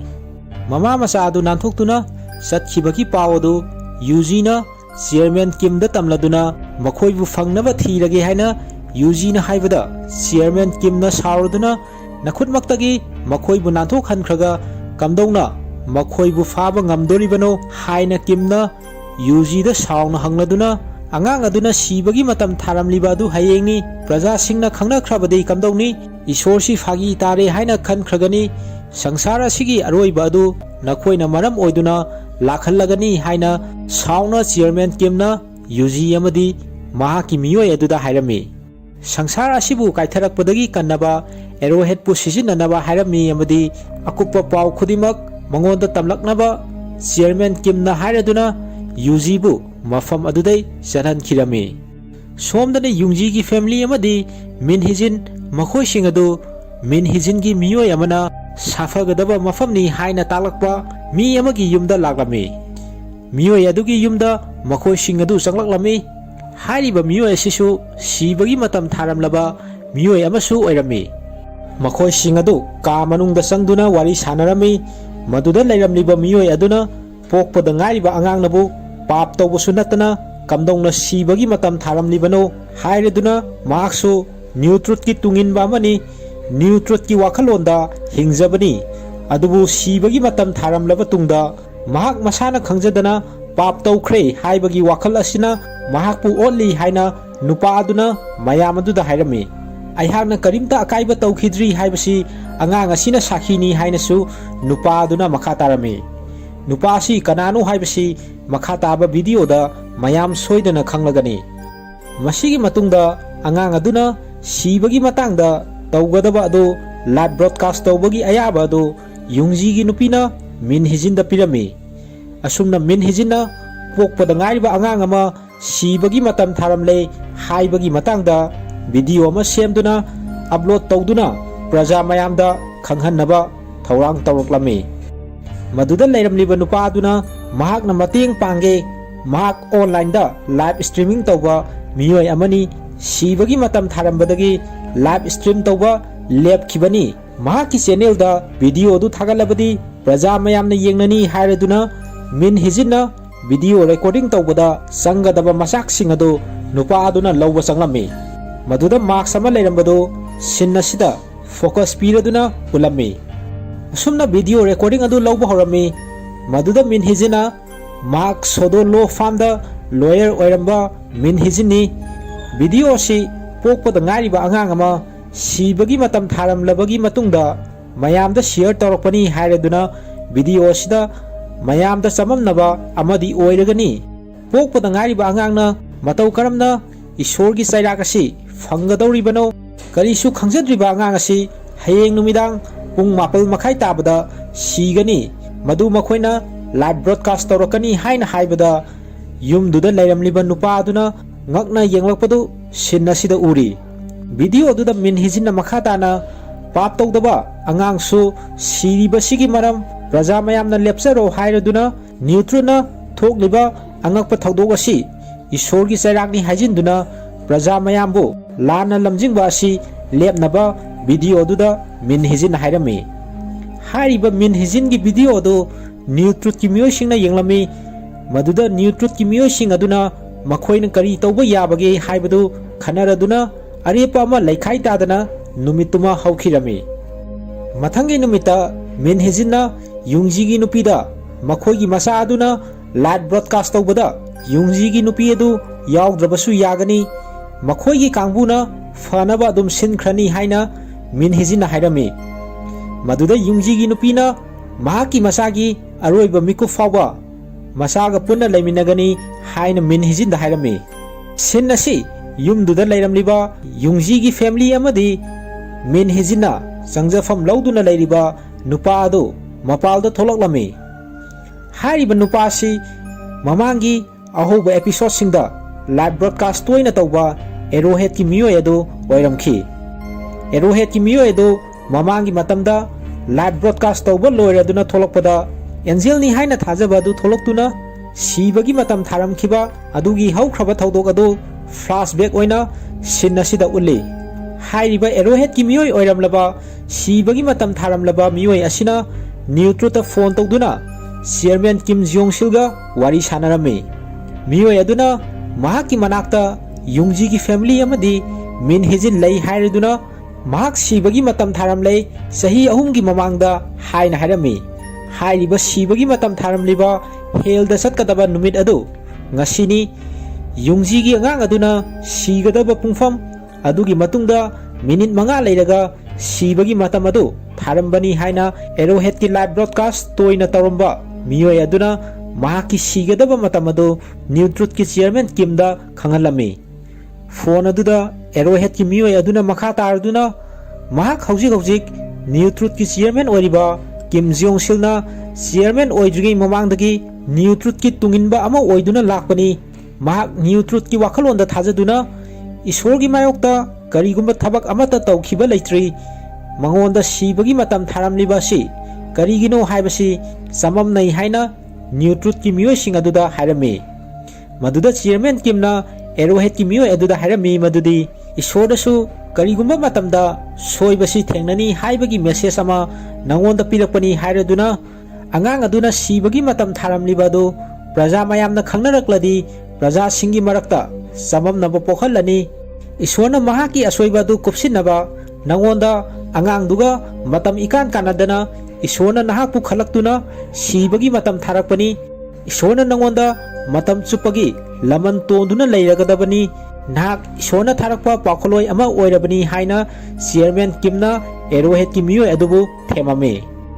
Asumna chairman Kimna Arrowhead ki miyoi adu harau handuna mahak kadai da leiribano ꯏꯁꯣꯔꯅ ꯁꯤꯜꯂꯛꯂꯤꯕ ꯑꯁꯤ ꯃꯄꯨꯡ ꯐꯥꯅꯕ ꯃꯈꯣꯏꯒꯤ ꯃꯤꯑꯣꯏꯁꯤꯡ ꯊꯥꯔꯛꯀꯦ ꯍꯥꯏꯅ chairman ꯀꯤꯝꯅ ꯍꯥꯏꯕꯗ ꯑꯦꯔꯣꯍꯦꯗꯀꯤ ꯃꯤꯑꯣꯏ ꯑꯗꯨꯅ ꯏꯁꯣꯔꯅ ꯃꯉꯣꯟꯗ ꯁꯤꯜꯂꯛꯂꯤꯕ ꯑꯁꯤꯒꯤꯗꯃꯛꯇ ꯃꯁꯥ ꯃꯇꯣꯝꯗꯅ ꯊꯕꯛ ꯑꯁꯤ ꯃꯄꯨꯡ ꯐꯥꯅꯕ ꯄꯥꯡꯊꯣꯛꯆꯒꯅꯤ ꯍꯥꯏꯔꯝꯃꯤ ꯑꯃꯁꯨꯡ ꯃꯍꯥꯛꯀꯤ ꯂꯩꯐꯝ ꯑꯗꯨꯕꯨ ꯅ꯭ꯌꯨ ꯇ꯭ꯔꯨꯊꯀꯤ ꯃꯤꯑꯣꯏꯁꯤꯡꯅ ꯊꯤꯔꯛꯄꯗ ꯃꯇꯦꯡ ꯑꯣꯏꯅꯕ ꯀ꯭ꯂꯨ ꯑꯃꯗꯤ ꯄꯤꯔꯝꯒꯦ ꯍꯥꯏꯔꯗꯨꯅ ꯐꯣꯟ ꯑꯗꯨ ꯑꯦꯔꯣꯍꯦꯗꯀꯤ ꯃꯤꯑꯣꯏ ꯑꯗꯨꯅ ꯊꯝꯈꯤꯔꯝꯃꯤ꯫ ꯑꯁꯨꯝꯅ ꯅ꯭ꯌꯨ ꯇ꯭ꯔꯨꯊꯅ ꯍꯥꯏꯔꯛꯂꯤꯕꯁꯤꯡ ꯑꯗꯨ ꯊꯥꯖꯔꯗꯨꯅ ꯑꯦꯔꯣꯍꯦꯗꯀꯤ ꯃꯤꯑꯣꯏ ꯑꯗꯨꯅ ꯃꯍꯥꯛꯀꯤ ꯐꯣꯟ ꯑꯗꯨ ꯃꯐꯝ ꯑꯗꯨꯗ ꯂꯪꯊꯣꯛꯇꯨꯅ ꯊꯅꯝꯈꯤ꯫ ꯅ꯭ꯌꯨ ꯇ꯭ꯔꯨꯊꯀꯤ ꯂꯩꯔꯤꯕ ꯃꯤꯑꯣꯏꯁꯤꯡ ꯑꯗꯨꯅ ꯑꯦꯔꯣꯍꯦꯗꯀꯤ ꯃꯤꯑꯣꯏ ꯑꯗꯨꯅ ꯐꯣꯟ ꯇꯧꯔꯛꯂꯤꯕ ꯃꯐꯝ ꯂꯣꯀꯦꯁꯟ ꯑꯗꯨ ꯇꯦꯂꯤꯀꯣꯝ ꯀꯝꯄꯦꯅꯤꯒꯤ ꯃꯇꯦꯡ ꯂꯧꯗꯨꯅ ꯊꯤꯗꯣꯛꯅꯕ ꯈꯟꯅꯔꯝꯃꯤ꯫ ꯁꯤꯟ ꯑꯁꯤ ꯑꯦꯔꯣꯍꯦꯗꯀꯤ ꯃꯤꯑꯣꯏ ꯑꯗꯨ ꯅ꯭ꯌꯨ ꯇ꯭ꯔꯨꯊꯀꯤ ꯆꯤꯌꯔꯃꯦꯟ ꯀꯤꯝꯅ ꯃꯉꯣꯟꯗ ꯍꯥꯏꯔꯛꯂꯤꯕꯁꯤꯡ ꯑꯗꯨ ꯊꯥꯖꯔꯗꯨꯅ ꯌꯨꯡꯖꯤꯕꯨ ꯍꯥꯠꯅꯕ ꯍꯣꯠꯅꯔꯛꯂꯝꯃꯤ꯫ ꯌꯨꯡꯖꯤ ꯍꯥꯠꯂꯕ ꯃꯇꯨꯡꯗ ꯃꯍꯥꯛꯀꯤ ꯅꯨꯄꯤ ꯑꯃꯁꯨꯡ ꯃꯤꯟ ꯍꯤꯖꯤꯟꯕꯨ ꯑꯃꯨꯛ ꯍꯥꯠꯂꯅꯤ ꯑꯗꯨꯒ ꯑꯉꯥꯡ ꯑꯗꯨꯅ ꯁꯤꯒꯗꯕ ꯍꯦꯜꯗ ꯆꯠꯀꯗꯕ ꯑꯗꯨ ꯃꯍꯥꯛꯀꯤ ꯀꯥꯗ ꯄꯨꯁꯤꯟꯗꯨꯅ ꯃꯣꯟꯁꯇꯔꯁꯤꯡꯅ ꯇꯧꯒꯗꯕ ꯑꯗꯨ ꯂꯣꯏꯍꯜꯂꯕ ꯃꯇꯨꯡꯗ ꯃꯤꯅꯤꯠ 5ꯒꯤ ꯃꯇꯨꯡꯗ ꯑꯉꯥꯡ ꯑꯗꯨꯒꯤ ꯂꯦꯝꯍꯧꯕꯁꯤꯡ ꯑꯗꯨ ꯃꯍꯥꯛꯅ ꯃꯥꯡꯍꯟꯈ꯭ꯔꯅꯤ ꯑꯗꯨꯒ ꯃꯍꯥꯛꯀꯤ ꯁꯤꯕꯒꯤ ꯃꯇꯝ ꯑꯗꯨ ꯌꯧꯔꯛꯇꯨꯅ ꯃꯍꯥꯛꯁꯨ ꯍꯦꯜꯗ ꯆꯠꯂꯅꯤ꯫ ꯑꯁꯨꯝꯅ ꯊꯣꯛꯈꯤꯕ ꯊꯧꯗꯣꯛꯁꯤꯡ ꯑꯁꯤ ꯄ꯭ꯔꯖꯥ ꯃꯌꯥꯝꯅ ꯆꯃꯝꯅꯔꯅꯤ꯫ ꯑꯉꯥꯡ ꯑꯗꯨ ꯀꯔꯤ ꯇꯧꯈ꯭ꯔꯦ ꯍꯥꯏꯕꯅꯆꯤꯡꯕ ꯑꯃꯠꯇ ꯈꯪꯂꯔꯣꯏ꯫ ꯃꯍꯥꯛꯅ ꯄꯥꯡꯊꯣꯛꯀꯗꯕ ꯊꯕꯛ ꯑꯁꯤ ꯏꯁꯣꯔꯒꯤ ꯑꯁꯣꯏꯕ ꯑꯗꯨ ꯀꯨꯞꯁꯤꯟꯅꯕꯅꯤ꯫ ꯃꯍꯥꯛꯇꯤ ꯏꯁꯣꯔꯒ ꯅꯛꯅꯅ ꯂꯩꯕ ꯃꯤꯑꯣꯏꯅꯤ ꯍꯥꯏꯅ ꯑꯦꯔꯣꯍꯦꯗꯀꯤ ꯃꯤꯑꯣꯏ ꯑꯗꯨꯅ ꯌꯨꯡꯖꯤꯗ ꯍꯥꯏꯔꯛꯂꯝꯃꯤ꯫ ꯑꯁꯨꯝꯅ ꯑꯦꯔꯣꯍꯦꯗꯀꯤ ꯃꯤꯑꯣꯏ ꯑꯗꯨ ꯃꯀꯣꯛ ꯆꯥꯛꯄ ꯍꯦꯟꯒꯠꯂꯛꯇꯨꯅ ꯃꯍꯥꯛꯅ ꯄꯥꯏꯔꯤꯕ ꯊꯥꯡ ꯑꯗꯨꯅ ꯌꯨꯡꯖꯤꯗ ꯑꯦꯇꯦꯛ ꯇꯧꯔꯛꯂꯝꯃꯤ꯫ ꯃꯈꯣꯏ ꯑꯅꯤ ꯃꯨꯛꯅꯕ ꯑꯗꯨꯒꯤ ꯃꯈꯣꯜ ꯑꯗꯨ ꯃꯅꯨꯡꯗ ꯂꯩꯍꯧꯕ ꯃꯤꯟ ꯍꯤꯖꯤꯟꯅ ꯇꯥꯔꯝꯃꯤ꯫ ꯌꯨꯡꯖꯤ ꯃꯈꯥꯗ ꯇꯨꯁꯤꯟꯈꯤꯕ ꯑꯗꯨꯗꯩ ꯑꯉꯥꯡ ꯑꯗꯨꯒꯤ ꯁꯤꯕꯒꯤ ꯃꯇꯝ ꯊꯥꯔꯝꯂꯤꯕ ꯃꯇꯝ ꯑꯗꯨ ꯅꯛꯁꯤꯜꯂꯛꯇꯨꯅ ꯑꯦꯔꯣꯍꯦꯗꯀꯤ ꯃꯤꯑꯣꯏ ꯑꯗꯨꯅ ꯑꯉꯥꯡ ꯑꯗꯨꯅ ꯂꯩꯔꯤꯕ ꯀꯥ ꯑꯗꯨꯗ ꯑꯣꯏꯅ ꯆꯪꯂꯛꯄꯗ ꯃꯤꯟ ꯍꯤꯖꯤꯟꯒ ꯃꯤꯑꯣꯏ ꯑꯗꯨꯒ ꯑꯃꯨꯛ ꯃꯨꯛꯅꯕ ꯍꯧꯔꯛꯂꯝꯃꯤ꯫ ꯌꯨꯡꯖꯤꯒꯤ ꯅꯨꯄꯤꯅ ꯃꯆꯥ ꯑꯗꯨ ꯄꯝꯂꯗꯨꯅ ꯏꯪꯕꯅ ꯈꯝ ꯊꯦꯡꯂꯕ ꯃꯄꯥꯜꯗꯨꯗ ꯆꯦꯟꯊꯣꯔꯛꯂꯝꯃꯤ꯫ ꯃꯄꯥꯜꯗ ꯂꯩꯔꯝꯕ ꯃꯤꯁꯤꯡꯅ ꯃꯃꯥ ꯃꯆꯥ ꯑꯗꯨ ꯌꯦꯡꯅꯔꯝꯃꯤ꯫ ꯃꯗꯨꯗ ꯌꯨꯡꯖꯤꯒꯤ ꯅꯨꯄꯤꯅ ꯂꯩꯔꯝꯂꯤꯕ ꯃꯌꯥꯝ ꯑꯗꯨꯗ ꯃꯍꯥꯛꯀꯤ ꯄꯣꯛꯄꯗ ꯉꯥꯏꯔꯤꯕ ꯃꯆꯥ ꯑꯁꯤ ꯁꯤꯕꯒꯤ ꯃꯇꯝ ꯊꯥꯔꯝꯂꯦ꯫ ꯃꯌꯥꯝ ꯄꯨꯟꯅ ꯂꯩꯃꯤꯟꯅꯗꯨꯅ ꯊꯣꯛꯀꯗꯕ ꯊꯧꯗꯣꯛ ꯑꯁꯤ ꯋꯤꯠꯅꯦꯁ ꯑꯣꯏꯃꯤꯟꯅꯁꯤ ꯍꯥꯏꯅ ꯃꯃꯥ ꯑꯗꯨ ꯀꯞꯂꯗꯨꯅ ꯃꯌꯥꯝ ꯑꯗꯨꯗ ꯇꯝꯂꯝꯃꯤ꯫ ꯃꯌꯥꯝ ꯑꯗꯨꯅ ꯃꯃꯥ ꯃꯆꯥ ꯑꯗꯨꯅ ꯍꯥꯏꯔꯤꯕ ꯇꯧꯔꯤꯕ ꯑꯗꯨ ꯚꯤꯗꯤꯑꯣ ꯅꯝꯗꯨꯅ ꯁꯣꯁꯤꯌꯦꯜ ꯃꯤꯗꯤꯌꯥꯗ ꯁꯤꯌꯔ ꯇꯧꯔꯗꯨꯅ ꯀꯝꯗꯧꯅ ꯑꯉꯥꯡꯕꯨ ꯁꯤꯕꯒꯤ ꯃꯇꯝ ꯊꯥꯔꯝꯂꯤꯕꯅꯣ ꯍꯥꯏꯅ ꯂꯩꯔꯝꯂꯤꯕ ꯃꯤꯑꯣꯏꯁꯤꯡ ꯑꯗꯨꯅ ꯁꯣꯟꯅꯔꯝꯃꯤ꯫ ꯌꯨꯡꯖꯤꯒꯤ ꯅꯨꯄꯤꯅ ꯃꯆꯥ ꯑꯗꯨ ꯃꯈꯥꯗ ꯊꯝꯗꯨꯅ ꯃꯆꯥ ꯑꯁꯤꯒꯤ ꯑꯔꯣꯏꯕ ꯃꯇꯝ ꯂꯥꯛꯂꯒꯅꯤ ꯈꯟꯗꯨꯅ ꯀꯞꯆꯔꯝꯃꯤ꯫ ꯃꯤꯟ ꯍꯤꯖꯤꯟ ꯑꯃꯁꯨꯡ ꯑꯦꯔꯣꯍꯦꯗꯀꯤ ꯃꯤꯑꯣꯏ ꯑꯗꯨꯅ ꯃꯨꯛꯅꯔꯝꯕ ꯑꯗꯨꯗꯩ ꯅꯨꯄꯥ ꯑꯗꯨ ꯒ꯭ꯌꯥꯟ ꯃꯥꯡꯗꯨꯅ ꯂꯩꯍꯧꯕ ꯑꯗꯨꯗꯩ ꯃꯤꯟ ꯍꯤꯖꯤꯟꯁꯨ ꯃꯄꯥꯜꯗ ꯊꯣꯛꯂꯛꯂꯝꯃꯤ꯫ ꯅꯥꯀꯜ ꯑꯃꯗꯅ ꯅ꯭ꯌꯨ ꯇ꯭ꯔꯨꯊꯀꯤ ꯃꯤꯑꯣꯏꯁꯤꯡꯅ ꯄꯨꯂꯤꯁꯀ ꯂꯣꯏꯅꯅ ꯂꯥꯛꯇꯨꯅ ꯑꯦꯔꯣꯍꯦꯗꯀꯤ ꯅꯨꯄꯥ ꯑꯗꯨꯅ ꯂꯪꯊꯣꯛꯂꯝꯕ ꯐꯣꯟ ꯑꯗꯨꯒꯤ ꯂꯣꯀꯦꯁꯟ ꯑꯗꯨ ꯇ꯭ꯔꯦꯛ ꯇꯧꯔꯛꯇꯨꯅ ꯃꯐꯝ ꯑꯗꯨꯗ ꯌꯧꯔꯛꯂꯝꯃꯤ꯫ ꯁꯣꯁꯤꯌꯦꯜ ꯃꯤꯗꯤꯌꯥꯗ ꯁꯤꯌꯔ ꯇꯧꯔꯛꯈꯤꯕ ꯃꯃꯥ ꯃꯆꯥꯒꯤ ꯚꯤꯗꯤꯑꯣ ꯑꯗꯨ ꯊꯦꯡꯅꯗꯨꯅ ꯅ꯭ꯌꯨ ꯇ꯭ꯔꯨꯊꯀꯤ ꯃꯤꯑꯣꯏꯁꯤꯡ ꯑꯗꯨ ꯄꯨꯂꯤꯁꯀ ꯂꯣꯏꯅꯅ ꯃꯃꯥ ꯃꯆꯥ ꯑꯗꯨꯅ ꯂꯩꯔꯤꯕ ꯃꯐꯝ ꯑꯗꯨꯗ ꯆꯪꯁꯤꯜꯂꯛꯂꯝꯃꯤ꯫ ꯑꯉꯥꯡ ꯑꯗꯨꯒꯤ ꯁꯤꯕꯒꯤ ꯃꯇꯝ ꯊꯥꯔꯝꯂꯤꯕ ꯑꯗꯨ ꯌꯧꯔꯛꯇꯨꯅ ꯃꯣꯟꯁꯇꯔꯁꯤꯡ ꯑꯗꯨ ꯂꯥꯛꯂꯝꯃꯤ꯫ ꯃꯈꯥꯗ ꯊꯝꯂꯤꯕ ꯃꯆꯥ ꯑꯗꯨ ꯇꯝꯅ ꯃꯣꯟꯁꯇꯔꯁꯤꯡ ꯑꯗꯨ ꯆꯪꯁꯤꯜꯂꯛꯄꯗ ꯃꯃꯥꯅ ꯆꯦꯟꯁꯤꯟꯗꯨꯅ ꯃꯆꯥ ꯑꯗꯨ ꯄꯝꯈꯠꯈꯤꯔꯝꯃꯤ꯫ ꯇꯧꯔꯤꯕꯁꯤꯡ ꯑꯗꯨ ꯂꯩꯔꯝꯂꯤꯕ ꯄ꯭ꯔꯖꯥꯁꯤꯡ ꯑꯗꯨ ꯉꯛꯂꯗꯨꯅ ꯌꯦꯡꯅꯔꯝꯃꯤ꯫ ꯃꯃꯥꯡꯗ ꯄ꯭ꯔꯖꯥꯁꯤꯡ ꯃꯌꯥꯝꯅ ꯈꯜꯂꯝꯂꯤꯕ ꯑꯁꯤꯗꯤ ꯅ꯭ꯌꯨ ꯇ꯭ꯔꯨꯊꯅ ꯃꯌꯥꯝꯗ ꯁꯟꯗꯣꯛꯄ ꯄꯥꯞ ꯇꯧꯕ ꯃꯤꯁꯤꯡꯇꯅ ꯁꯤꯕꯒꯤ ꯃꯇꯝ ꯊꯥꯗꯨꯅ ꯍꯦꯜꯗ ꯆꯠꯀꯅꯤ ꯍꯥꯏꯕꯗ ꯊꯥꯖꯅꯕ ꯑꯣꯏꯔꯝꯕꯅꯤ꯫ ꯑꯗꯨꯕꯨ ꯄ꯭ꯔꯖꯥ ꯃꯌꯥꯝꯒꯤ ꯃꯤꯠꯃꯥꯡꯗ ꯊꯣꯛꯂꯤꯕ ꯊꯧꯗꯣꯛ ꯑꯁꯤꯗ ꯑꯉꯛꯄ ꯑꯃ ꯑꯣꯏꯅꯔꯝꯃꯤ꯫ ꯌꯨꯡꯖꯤꯁꯨ ꯃꯐꯝ ꯑꯗꯨꯗ ꯂꯥꯛꯇꯨꯅ ꯃꯣꯟꯁꯇꯔ ꯑꯃꯗ ꯃꯍꯥꯛꯅ ꯆꯧꯀ꯭ꯔꯤꯅ ꯊꯣꯝꯗꯠꯂꯝꯃꯤ꯫ ꯄꯣꯛꯄꯗ ꯉꯥꯏꯔꯤꯕ ꯃꯆꯥ ꯑꯗꯨꯅ ꯃꯌꯥꯏꯗ ꯊꯝꯗꯨꯅ ꯌꯨꯡꯖꯤꯅ ꯃꯍꯥꯛꯀꯤ ꯅꯨꯄꯤ ꯑꯃꯁꯨꯡ ꯃꯆꯥ ꯑꯗꯨ ꯀꯣꯟꯁꯤꯟꯗꯨꯅ ꯂꯩꯔꯝꯃꯤ꯫ ꯃꯣꯟꯁꯇꯔꯁꯤꯡ ꯑꯗꯨꯅ ꯃꯈꯣꯏꯕꯨ ꯀꯣꯏꯁꯤꯜꯂꯗꯨꯅ ꯍꯦꯜꯗ ꯆꯠꯄꯒꯤ ꯑꯔꯣꯏꯕ ꯑꯗꯨ ꯄꯥꯡꯊꯣꯛꯇꯨꯅ ꯑꯉꯥꯟꯕ ꯃꯩꯉꯥꯜꯁꯤꯡ ꯊꯣꯛꯂꯛꯄꯗꯨ ꯃꯌꯥꯝꯅ ꯎꯔꯝꯃꯤ꯫ ꯆꯥꯛꯊꯦꯛꯂꯕ ꯂꯦꯝꯍꯧꯕꯁꯤꯡ ꯑꯗꯨ ꯊꯅꯝꯂꯒ ꯃꯣꯟꯁꯇꯔꯁꯤꯡ ꯑꯗꯨ ꯃꯐꯝ ꯑꯗꯨꯗꯩ ꯃꯥꯡꯈꯤꯔꯝꯃꯤ꯫ ꯑꯉꯥꯡ ꯑꯗꯨꯒꯤ ꯃꯍꯨꯠ ꯃꯃꯥ ꯑꯃꯁꯨꯡ ꯃꯄꯥ ꯑꯗꯨ ꯑꯣꯏꯅ ꯁꯤꯕ ꯑꯣꯏꯔꯝꯗꯨꯅ ꯌꯨꯡꯖꯤ ꯑꯃꯗꯤ ꯃꯍꯥꯛꯀꯤ ꯅꯨꯄꯤꯒꯤ ꯆꯥꯛꯊꯦꯛꯄ ꯂꯣꯏꯔꯕ ꯂꯦꯝꯍꯧꯕꯁꯤꯡ ꯑꯗꯨꯒꯤ ꯃꯌꯥꯏꯗ ꯑꯉꯥꯡ ꯑꯗꯨ ꯀꯔꯤꯁꯨ ꯇꯧꯔꯝꯗꯅ ꯀꯞꯂꯛꯄꯒꯤ ꯃꯈꯣꯜ ꯑꯗꯨ ꯃꯌꯥꯝꯅ ꯇꯥꯟꯅꯔꯝꯃꯤ꯫ ꯃꯆꯥꯒꯤꯗꯃꯛ ꯃꯃꯥ ꯃꯄꯥꯒꯤ ꯊꯋꯥꯏ ꯑꯗꯨ ꯊꯥꯈꯤꯔꯝꯃꯤ꯫ ꯇꯥꯂꯛ ꯑꯗꯨꯗ ꯑꯦꯔꯣꯍꯦꯗꯀꯤ ꯃꯤꯑꯣꯏ ꯑꯗꯨ ꯒ꯭ꯌꯥꯟ ꯇꯥꯔꯛꯇꯨꯅ thang paiduna mapalda tholaklami amasung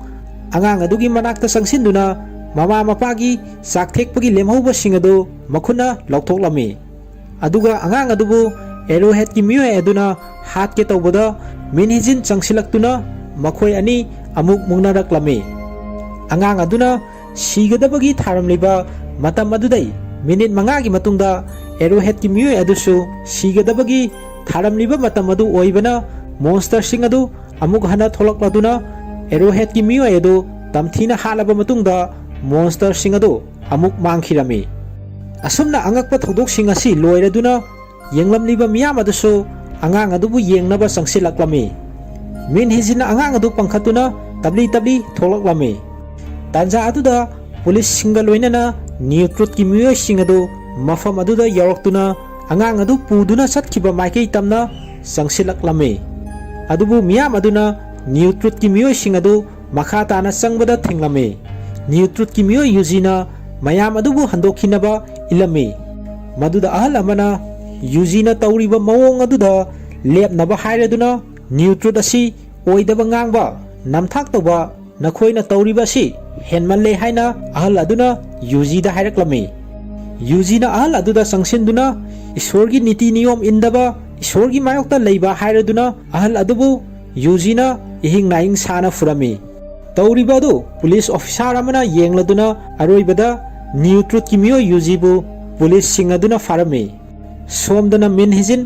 mafam adudai angang adu setna pamladuna tholaklami amadi taxi amada tongduna satkirami taxi adubu tholaklliba driver aduna min hijin bu masak khanglamladuna min hijin haina kawraklami aduga driver aduna min hijin da hairami madudi mahak ishorgi matangda thoidokna khangba miyoi amadi nate prithvi asida thokliba thodok asi miyoi ba khoina solve tawba si akhoigi ithawni haina taxi driver aduna min hijin da hairami episode asigi losilakpada sin asida mamangda monster singna hat khraba